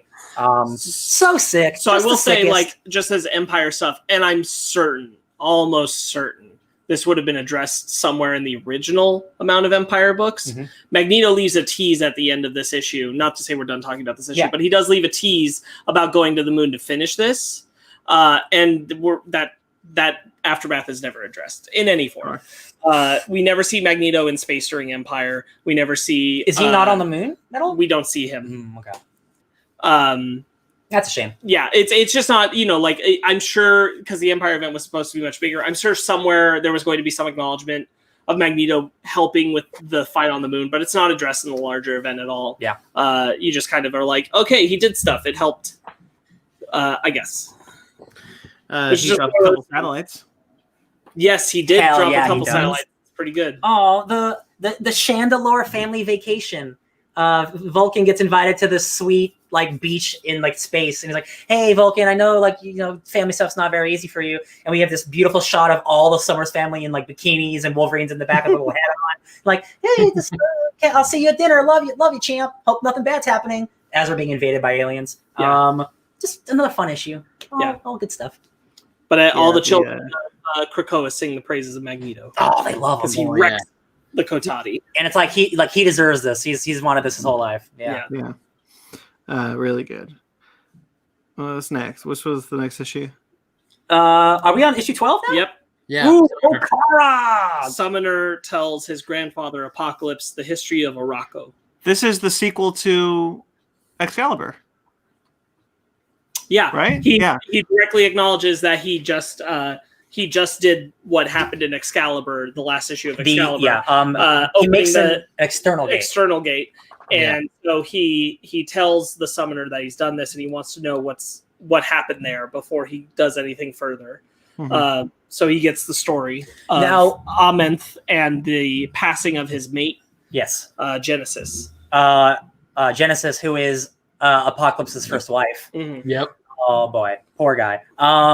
Let's see where it wrote. Oh yeah. There's a great piece of dialogue that's like it describes Apocalypse in multiple different like ways. Where one, he's like the hero, but he's also the betrayer. Then he's also beholden to others. So there's 3 different ways people view Magneto, or excuse Apocalypse. Yeah, especially like from the summoners, like people. And as we learn, obviously in X of Swords, all that stuff happens. But I thought it was very interesting that like we have this view of Apocalypse. He's an X-Men villain, but he also has this 1,000-year history of being a dad. And I'm like, oh right, history. Let's learn about that. And then we do learn a lot about Like that. we hear about the Twilight Sword, which broke Okara. Okara. This is the same speech that from Hoxpox almost directly. Yeah. This has been referenced already. Yep. Yeah, I remember this from Hoxpox. This was basically just a recap. Twilight Sword. It broke the lands in half. Which I have to say, it's a pretty dope name for a sword. Just saying.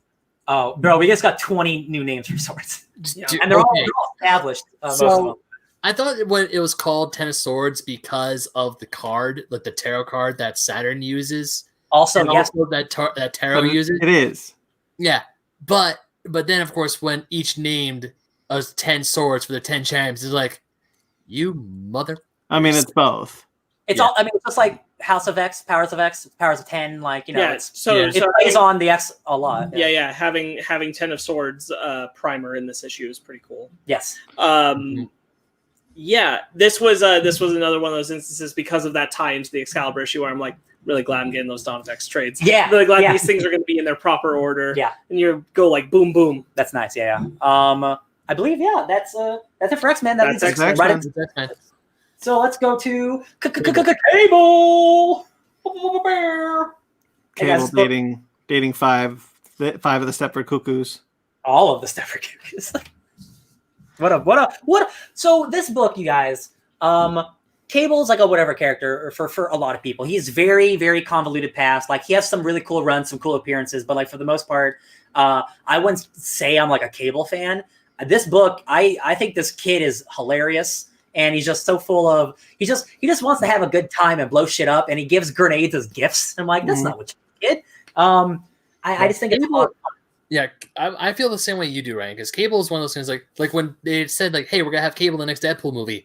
Okay, Who's Cable? Convoluted story, Cyclops kid. I mean, I was excited for that.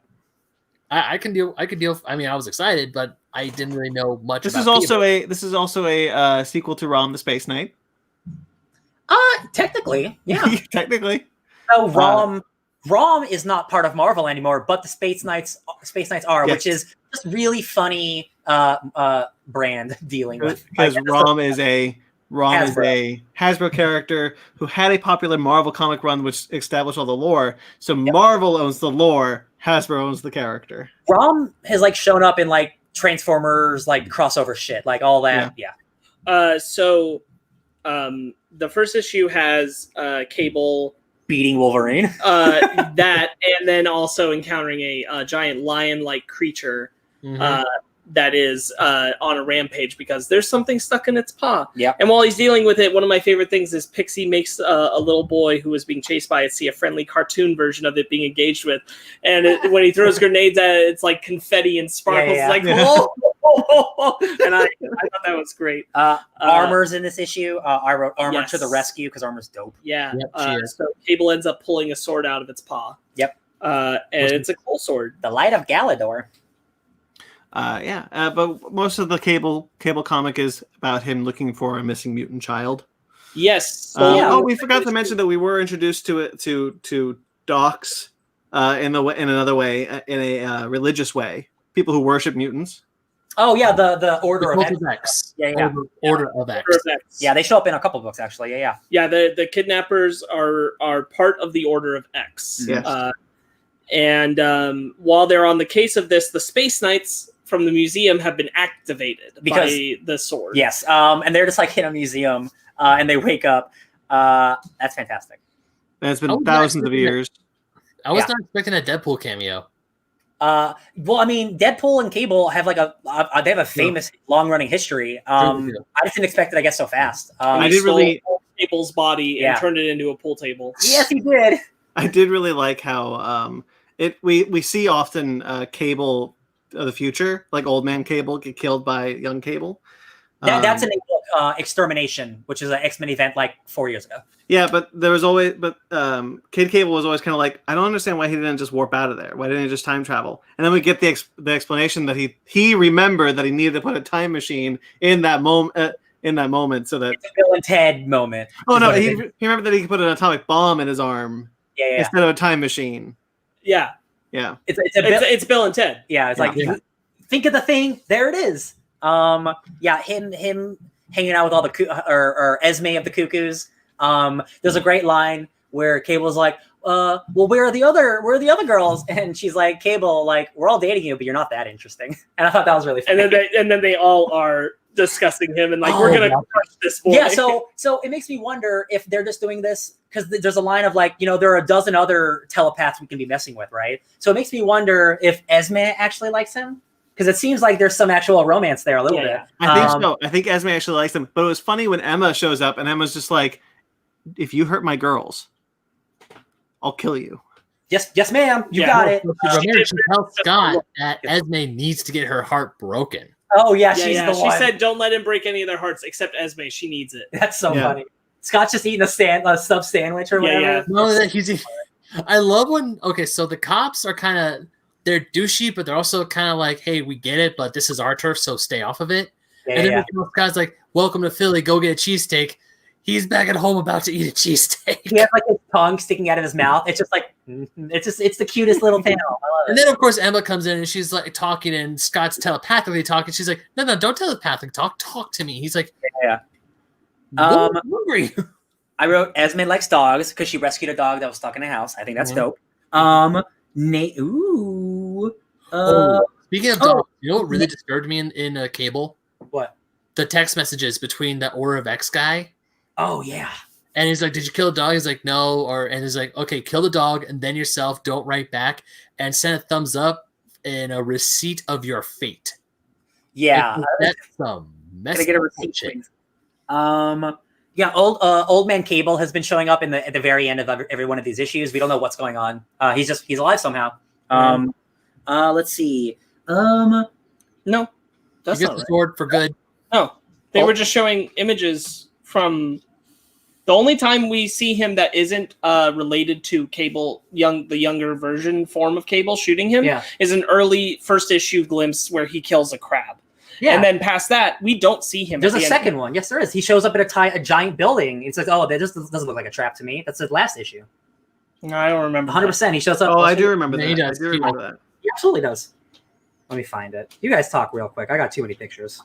I don't know if I have anything more to add about Cable. There's only 3 issues out. There's not a lot.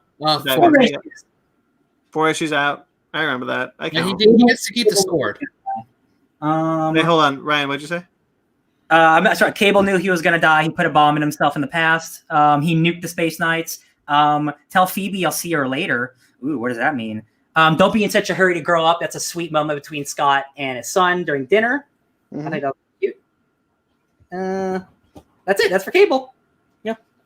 I love that book. I think it's really fun. All right. Then Excalibur, the last book. Oh my gosh.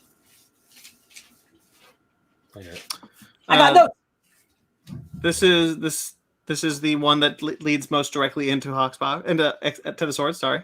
Yes, this is true. So, Apocalypse. He's all about mutant magic. Mutant magic is a thing that exists, and just because humans have it, there's also like a magic side. I guess that makes sense. It's fine to me. When Xavier's message went out to all of Krakoa, Apocalypse sent a message out to all the magic people. We're going like, "Hey, I'm doing my thing. Come visit." And I think that's great. In days of old, we held magic high. I wrote that down because I thought it sounded good. Speaking of things that are relating to other book clubs we read, talk about Camelot and Otherworld and Morgan Le Fay. I love all this stuff, you guys. This is so great. Where's King Arthur? I don't know. Where's evil Brian Braddock? He's wearing a cool evil mask. I love it. There's a new Captain Britain in the world. Mm-hmm. Betsy Braddock. Betsy Braddock. Get it. She's the only one in her family who's a mutant, right? No, Jamie Braddock. But Brian Braddock is not a mutant. Correct. Okay. It serves the queen. And Jamie got resurrected, and everybody hates Jamie. Jamie is. I mean, I get we got Omega Red and Apocalypse. Jamie's a bad boy. He's a bad man. I never liked Jamie. Left and right. He's super bad. The second I saw him, I'm like, I don't like you. He's got a very pompous. And then, of course, as the book goes on, then he sits on the throne of Avalon. It's like, well, I really don't like you. This is some. That's an Apocalypse. Apocalypse did that. Yeah.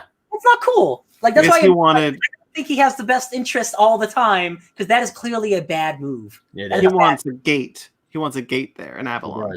He does. Yeah. So Avalon, which is another world, which is an alternate Camelot dimension. You can't seem to get there with a regular gate or something, right? You need a super gate, or can they get there? It's like a special gate because it's red instead of blue. Yeah. How do they get there regularly though? Betsy can travel there on her own. That's right. She's got the sword. Thank you. They need a special gate to get to Otherworld. That's right. They need a external gate, which we'll learn at the very end of these issues what that means. But Apocalypse has been setting up from the beginning.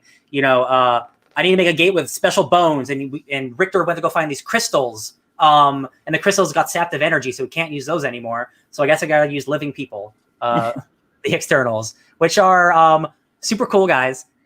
Selene is actually older than Apocalypse. Apocalypse isn't the first mutant, which I always find funny that they always keep mentioning that. What do you guys think about the externals, even though you saw them for one issue? I mean, I won't pretend that I know what they are, but they're cool. I have no clue, but I can definitely see how some of them don't like the other group. Well, but you know what's so great? You know what's so wonderful? I'm not a big X-Men reader. I don't know who the externals are. I've never seen them before these issues in my life. But the fact that I could read it and I got it and I was good, exactly, that means a lot.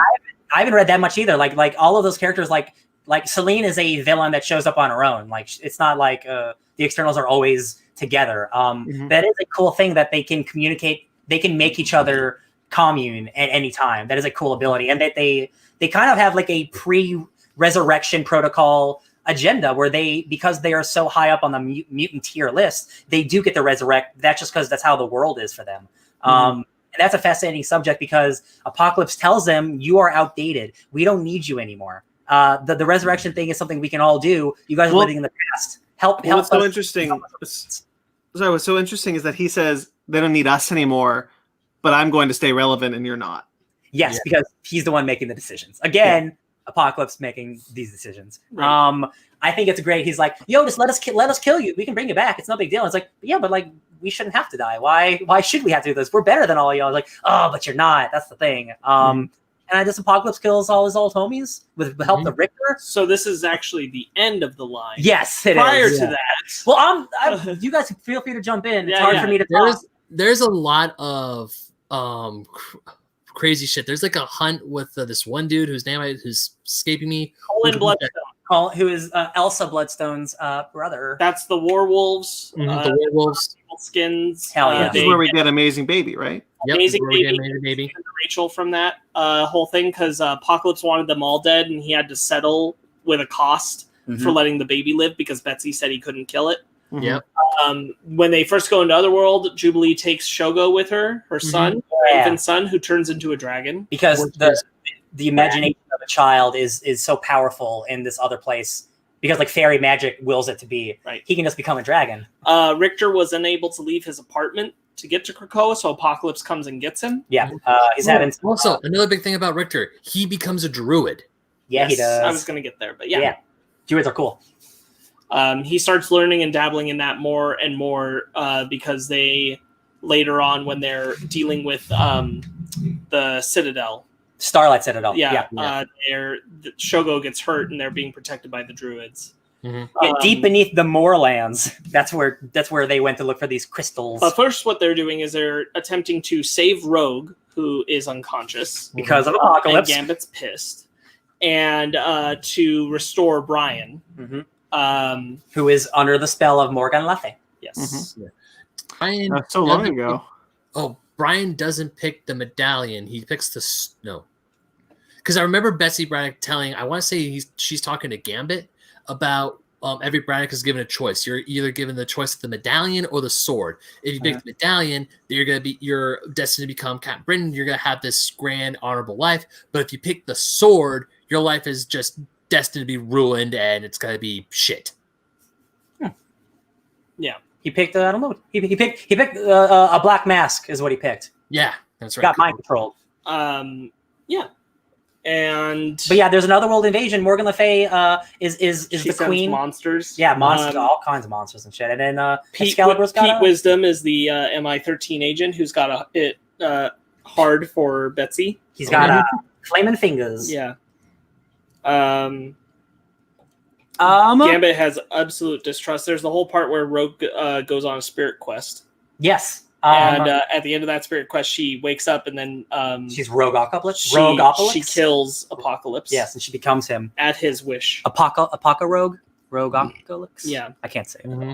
Brian does ultimately get saved, kind of thanks to Jamie, even though Jamie ends up making it so that Betsy kills him. Yep. But Jamie saves him and resurrects him because he's king of Avalon. And he has insane reality warping powers.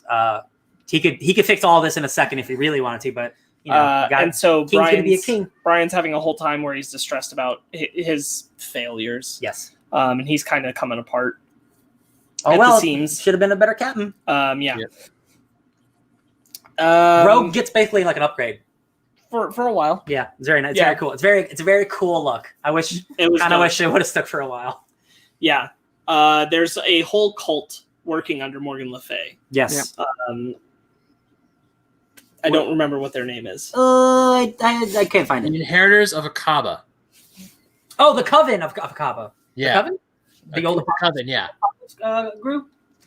Yeah, and they're part of that plan where all the monsters come to Earth and are trying to like shame Captain Britain, make people feel unsafe with her. Yeah, that was a dope couple pages. And then when they go after the Citadel later, Jamie creates the fractured timelines where Captain Britain Betsy gets taken out, and the other members of the team take the medallion in 4 different realities and become different Captain Britons. Hell yeah. That's a super cool cover. Saturnine is using against them. Saturnine. Hell yeah. So Opal Luna Saturnine, the Magister of the Omnimatrix or whatever, is super rad. She might look like Emma Frost, but she's not. But they're both cool and blonde.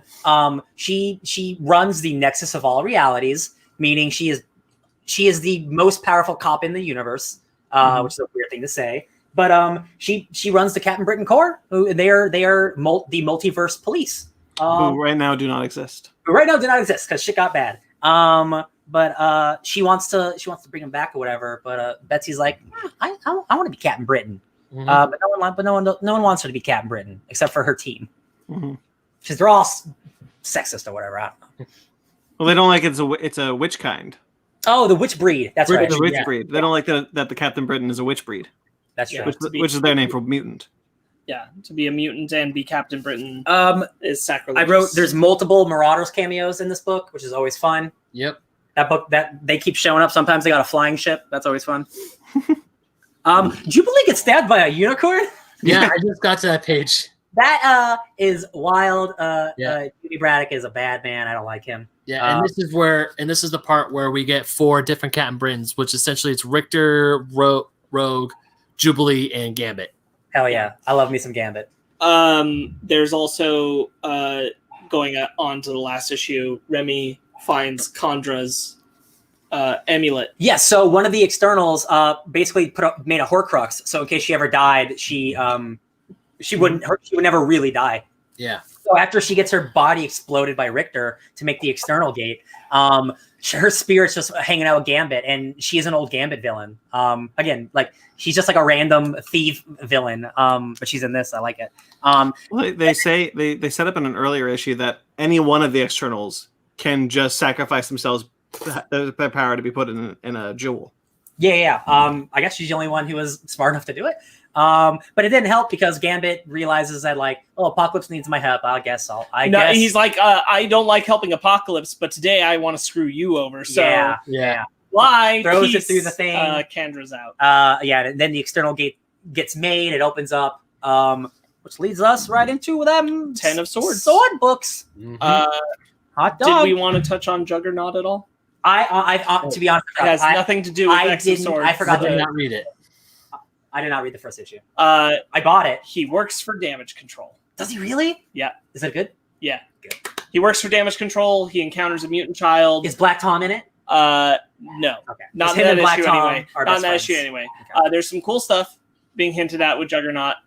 It sounds like so what it is the mutant, not mutant, sorry, like the kid that he gets attached to, not a mutant, wants him to now assist her with her YouTube channel to get more buzz for it. Juggernaut? Yeah. Hell yeah. So what she wants him to do is to help catch someone who's been responsible for a lot of accidental deaths lately. So she sets Juggernaut up to hunt down the Hulk. Oh shit! Okay. That's Alright. good. I heard surprisingly like good things about. I really the book. enjoyed it. Yeah, It's a 5-issue series, so but I liked it. Ron Garney's on the art, and he's dope. So we wanted to talk a bit about Ten of Swords creation, number 1. Yeah, I don't think because it did come out this week. I don't think we need to go blow by blow, but I just want to talk about it a little bit because I think it's really good. I think it's dope, and it also is kind of like the setup issue too. So I don't feel so bad talking about it. But there's just one specific thing that I want to talk about. Hey guys, in 3 days' time, I will summon your champions here to duel the champions of Otherworld. So tell me, when you have a realm invading another realm, and you have champions chosen to defend those realms, what does that sound like to you? Dragon Ball Z. No, Starship it's Troopers. Mortal Kombat. There's a Mortal Kombat tournament happening in the X-Men books. It's all weapon based. Jet Li's the one. What? Jet Li's the one. Jet Li's the one. Sounds nothing like that. No, not at all. Not at all. I'm just looping through things. Well, since there's Flipping swords things. involved, is it Soul Calibur? Anything that involves a fighting tournament that What brings else can we do that's not Mortal Kombat? Yeah. Anyway, nobody really knew what the story was going to be. You just hear Exosword, it's all Terra based and stuff. It is very Terra inspired, and also a character that's been dead for like 30 years. The character Taro shows up in this book and does a tarot reading, which is just a really great fan thing. But basically, you have the forces of Araco trying to take over Otherworld and eventually take over Krakoa and the world. And These are Apocalypse's original 4 horsemen. yes, that are his children. the OG horsemen and their kids and stuff. They seem to be pretty mad that their dad left them. I get it. I don't think it's the reunion Apocalypse expected. Well, yeah, because in the X-Men, he's just like, okay, Summoner, you go in, tell them I'm coming, everything's gonna be great, and then they come in and he's just like, I had one regret, is that you guys were lost to Araco and blah blah blah. Stab. and Apocalypse is like kneeling, he's like, my children, and they're like, please stand, don't grovel, you're a Titan, you are a god, act like it. Yeah. And he's like, oh, wow, you did raise these kids. Oh, shit. Also, and they say, it wasn't love that sustained us all these years. Apocalypse before that takes all of what's happening with the external gate and that information to the council. He finally lets them in on it. And they're like, yeah, man, you did this on your own. Thanks for telling us. Blow that gate up. And Krakoa's like, yo, I don't want that gate blown up. And they're like, Krakoa, I'm so sorry. We didn't mean to make this decision without you, but surely you can see this puts us all at risk. The gate stays. Yeah. There's a great moment where Cypher, he's like, damn, Krakoa, you don't have to be that way. Krakoa really, really needs that gate to be open because he really wants to hang out with his homeboy, the other island that's invaded by monsters right now. So yeah, this is basically just it's Mortal Kombat. It's a realm trying to invade another realm. For supremacy and to claim the land, but swords are involved in almost every single sword, not on the villain side. A lot of those are new, but on the hero side, those are all established. We got the Soul Sword, we got the Light of Galador, we got the Muramasa, which is a blade that can kill Wolverine. You got Grass Cutter and God Killer, which are Hickman inventions from his book 11 years ago. It's just so cool. I'm going to assume Muramasa is the sword that Wolverine's going to wield. Yes, and also, if you notice, there are two Muramasas because the villain, Wolverine's new villain, his name's Solemn, apparently also has a Muramasa, which is very spooky for Wolverine because he stops healing when he gets hit by that. So people were wondering, this is 22 issues long. Is this just going to be 22 issues of sword fighting? No, because I got to find the swords first, and all those swords are in a bunch of magical locations. So half the book's going to be adventure book, half the book's going to be Mortal Kombat tournament. It's going to be all the way dope as hell. We got ourselves a magical quest and a tournament arc. This is. I'm into it. I'm ready for it. Gimme. Yeah. Summoner betrayed his grandfather. Yeah, he did.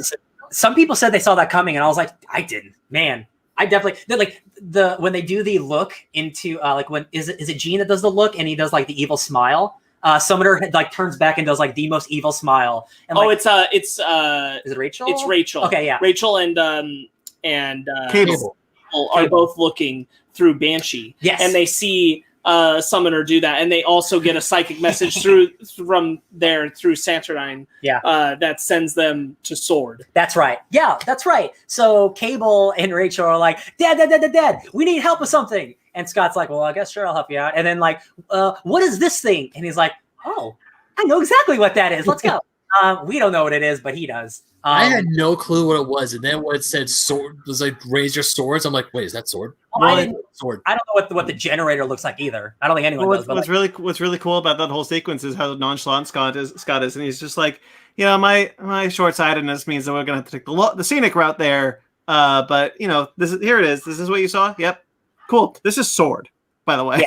Yeah. In the end, where it's just like the data page of Sword being like currently offline. Blah, blah, blah. So this is the most interesting thing. 3 weeks ago, all contact with the peak ceased, and quarantine measures were enabled. So something is happening on that base for the last 3 weeks, which is why they haven't been in contact. So Cyclops, Cable, and Rachel are going to have their own little adventure with that sword operation. Some spaceships going on, but yeah, bro, we're going to find some swords. We're going to have some fights. People are going to probably die. It's all happening, baby. The Anubis looking like Pestilence or War or whatever the character is, he gets shrunk like Saturnine. So he's just like a little like, I'm evil. And I'm like, oh, this is too good. Well, it's just like, I will not yield. No way decreases my power. Yeah. I just think it's a very, very exciting time for comics. I completely understand not wanting to have to pick up literally 9 books to read all these crossovers. But hey, the X-Men have been doing these crossovers literally since the dawn of time. Most of their crossovers are always these huge epic books because it's a family. All these books it's a big family. Excuse me. I'm very excited. I think a lot of people's other part of it is that it doesn't feel like. I don't agree, but it doesn't feel like you can just come to this without being more familiar with like all of the titles or close to. I will say, if you read Hoxpox, you can jump into this. If you are jumping in fresh, not reading X-Men the last 2 years, you're going to have some hurdles. Yeah. There's just some stuff, but I think the data page It talks about. Let me see if I can just find it real quick. I would make an argument that Excalibur and X-Men bare minimum are necessary. Yeah, definitely. Yeah, definitely. In the X of Swords, like the first like recap page, it talks about Krakoa and what it does and who their villains are. Like it's all right here. Like you can jump in. Everything else is good. Because like even though this is being considered 10 of Swords, yeah, like I would argue that the last issue of X-Men, where Apocalypse learns from Summoner about everything that happened over there, is essential. It's also like it is basically like on X-Men 12 it says like prelude to X of Swords, but it's not like chapter 0 or anything. Yeah. Mhm. I'd say like you kind of have to at least be doing X-Men and Excalibur. Yeah. And read those to be up on this in a way where you can actually enjoy it. Yeah. Definitely. It's best to have it all under your belt, but like if you have to strip it down to like bare minimums, those would be my bare minimums. Yeah. Yeah, X-Men and Excalibur.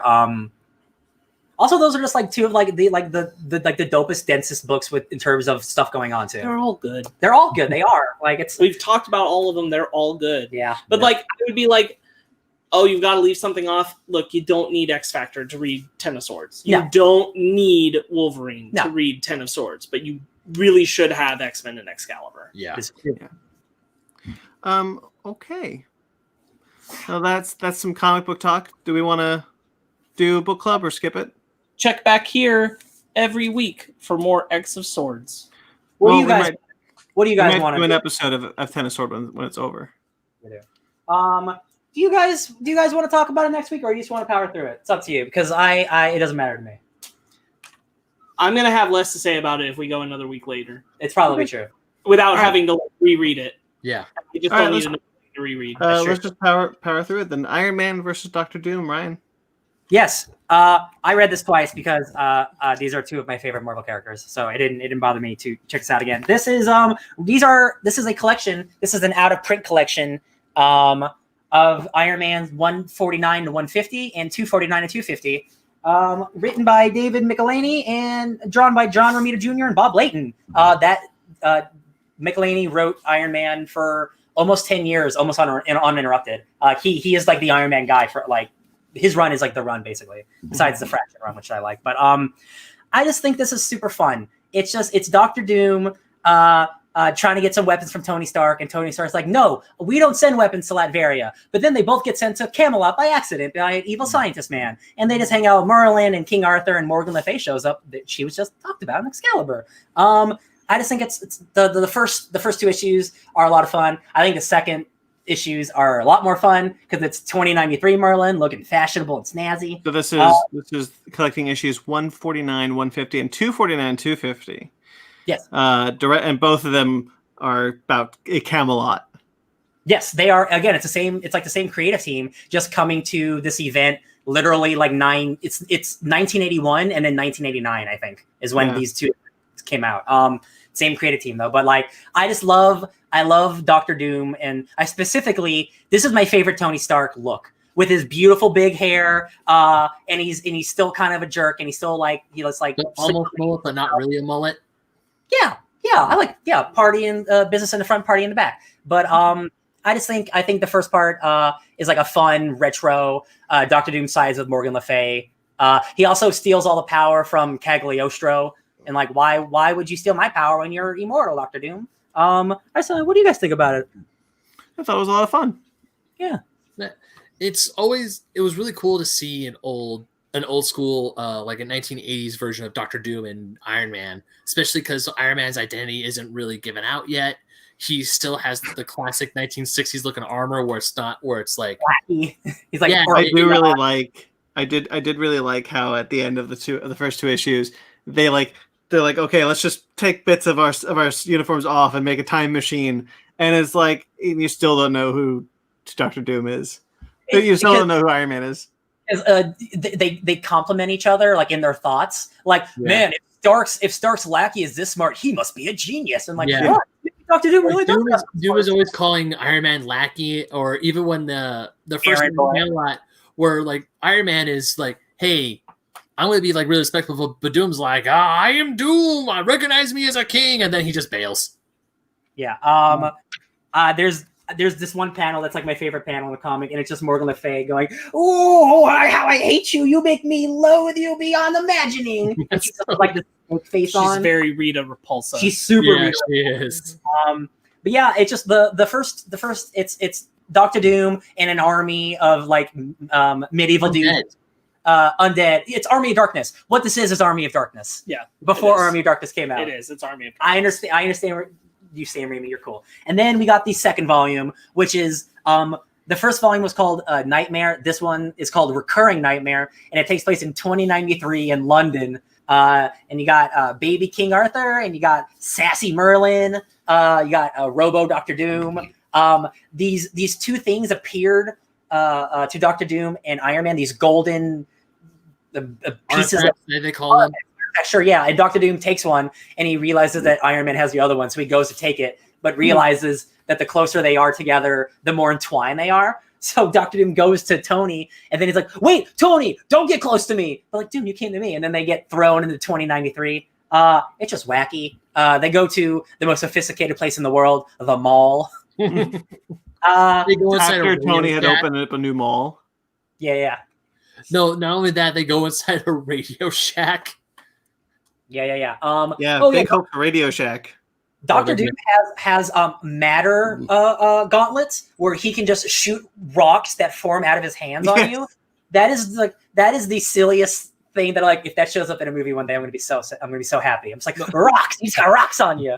One of the things I actually liked about the issue 250 was how young King Arthur didn't act like a kid. It was Merlin who was acting like the snarky teenager who with the zip with the one-liners and the slang, whereas young King Arthur is still very proper, even though he's a young kid. Mm-hmm. Oh man, I really enjoyed that contrast between the two characters because I was expecting the opposite. Yeah, and anytime you know how much I like these. Like anytime there's like a cosmic suit, like Thor's cape in Thor has like the cosmic look into it, like you look into the stars, and then Merlin has like that same suit. My favorite part of the second part was actually Evil Iron Man from Iron Man 2020, but it's not Iron Man 2020, it's Iron Man 2093, and it's Andros Stark, who is the grandfather, it's the grandson of Arno and the ancestor to Tony. Mm-hmm. And I love this Iron Man suit with the gears. I always loved that Iron Man 2020 look, even though I didn't read the current Iron Man 2020 Dan Slott book. Sorry, Dan. You know who that Iron Man suit reminds me of quite a bit? Who? Metal Man from Mega Man 2. Yeah, I got you. Yeah, Clanks. I feel you. I just think it's these are some old school comics that I've been going back to, specifically this run. I reposted something from Iron Man 142 because there's a reference to when he got shot because he's using a cane in the first part. It's because he got shot by his girlfriend, who was actually a bad guy. And in the end of issue 142, it's just Tony shot dead, just laying on the ground. It's like, oh damn, this is serious. This is like real. And then he just slowly recovers over time.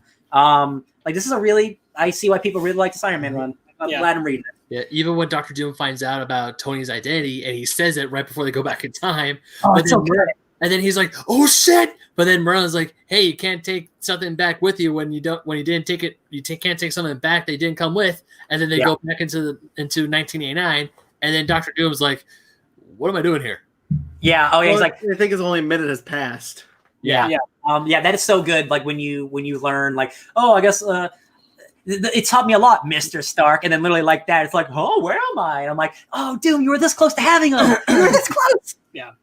And then the finale, it's like, I guess I'll see you later. I'll see you another time. And Doom's like, yeah, another time. Dun, dun, I'll see you another time. And then they see each other later, obviously. Yeah.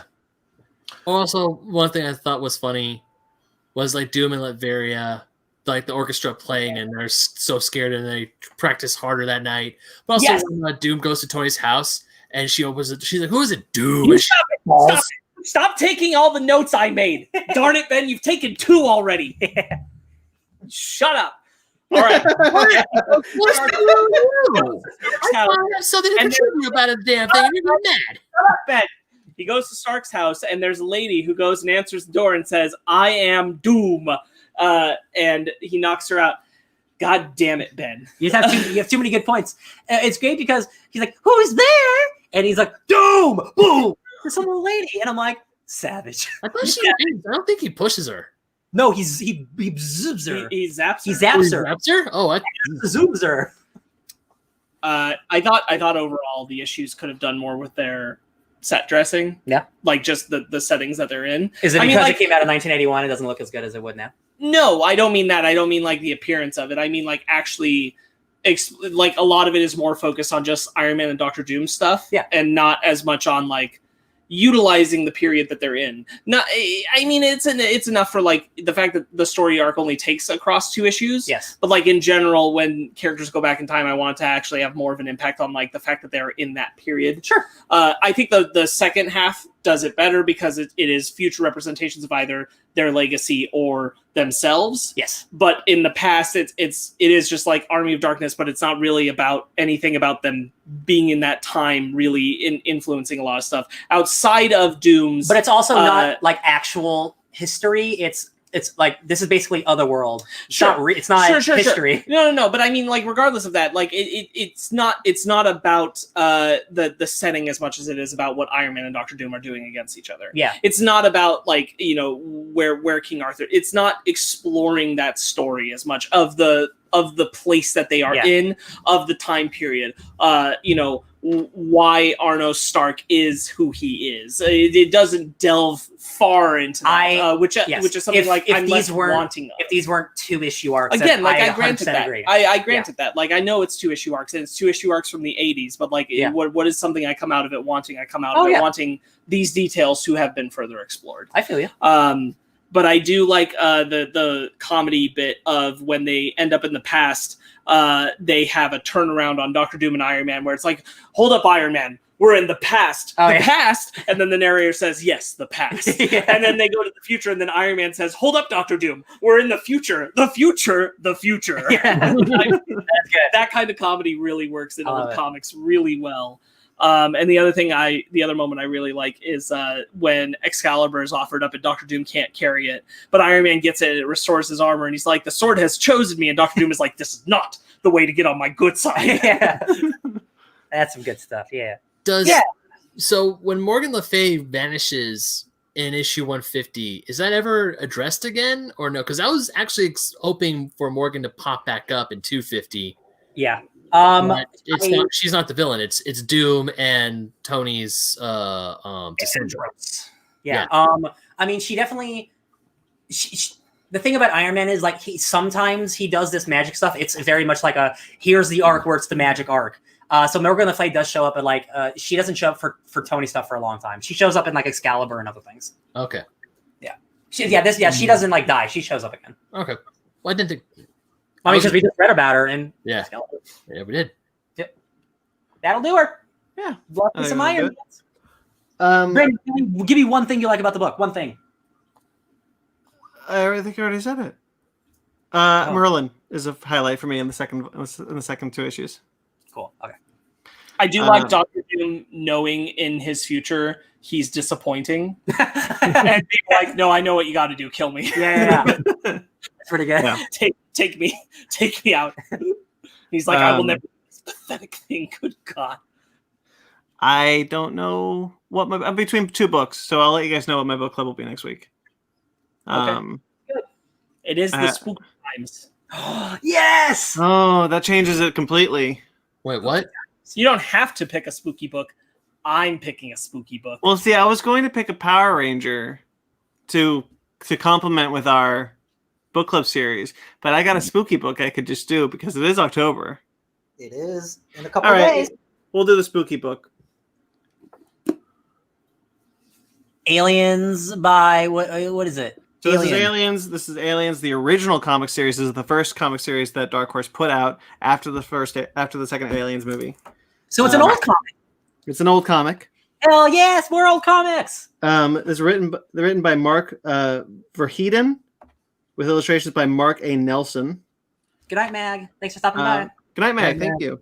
I have got it in a really cool black and white hardcover. The original pages were in black and white, where it was Ellen Ripley. Huh? The book's huge. Yeah, this is a huge edition. Where the book is Alan Ripley and Newt and Hicks after Aliens. This is before Alien 3. Cool. After Alien 3, they recolored the book and changed the names, so it's not Ripley because Alien 3 Ripley dies.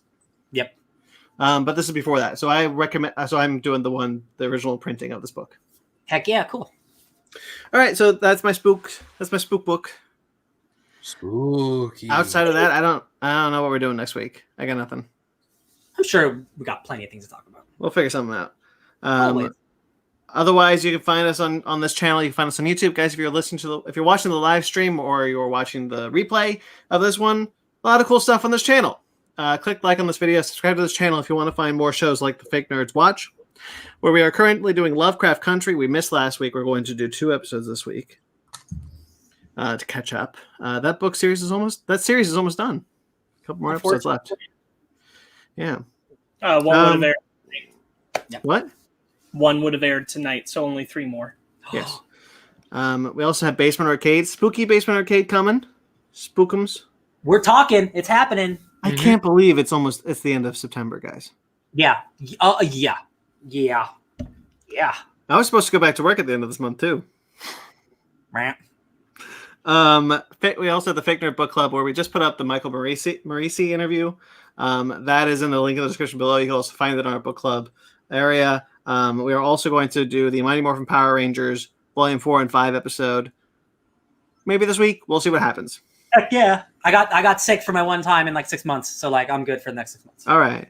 And a lot of cool other stuff. You can also find the links in the description for our masks. We have exclusive Fake Nerd Podcast masks. Guys, the pandemic's still going. Not ending anytime soon, it doesn't look like. So check out our Fake Nerd Podcast masks. They're really cool. We're really proud of them. They're selling really well. So just take a look at those in the link in the description. If you live in Florida, all of your restaurants and everything is opening up fully soon. So you definitely grab those masks. Get those masks before everyone dies. Seriously. We also have a Patreon. Thank you so much, guys. I owe you money for Patreon. I'm so sorry. So thank you so much to our one patron, Joey's on. We also have a TeePublic where you can find a lot of cool shirts on our TeePublic. Or you could just go to our website, www.fakenerdpodcast.com. Everything is there. Everything you want, everything you could ever need from us. It's on that website. All right, thank you to everyone who listens. We greatly appreciate it. Thank you to everyone who's been watching the live streams. Thank you to everyone who's watching the replay. If you're watching us, thank you. If you're listening to us, thank you. Thank you. Thank you to Jimmy Vellucci. If you're listening to the audio after this, then you heard some of the intro music from Jeremy. He does all of our music. You can find him at Jeremy Vellucci Keyboards.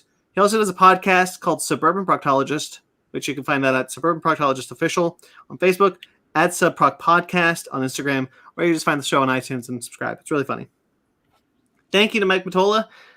Mike's a really great guy. Mike's collaborated with us on a lot of cool stuff. He did our logos for the Fake Nerd Podcast, for the Fake Nerd Book Club, and for Miscellaneous. We'll see if that comes back soon. Thank you to everyone thank you guys. Find us on Twitter, Instagram, Facebook, all at Fake Nerd Podcast, fakenerdguys@gmail.com. If you'd like to get in touch with us personally, I'm at BT McClure on Instagram and Twitter. Ben. You can find me raising my sword and also playing Super Mario 64 on Instagram and Twitter at BenMagic27. Speaking of video games, I also write for OldSchoolGamerMagazine.com. I haven't written a new article this week, but I haven't written a new one for last week. I will write one for this week, maybe 2, because I got some ideas in the pipeline that I want to write down. Sparks? You can find me slipping into something spooky on Instagram and Twitter, SPARKZWitty. Ryan? DJ Ryan? Tony Stark everywhere. Subscribe to us on iTunes, Stitcher, Google Play, TuneIn, Spotify, iHeartRadio, Amazon Music and Podcasts. Rate and review wherever you get us. Like this video and subscribe to our channel. Until next week, guys. Oh my God. Raise your swords! Hold on, I did it again. Until next week, guys. Stay fake nerds.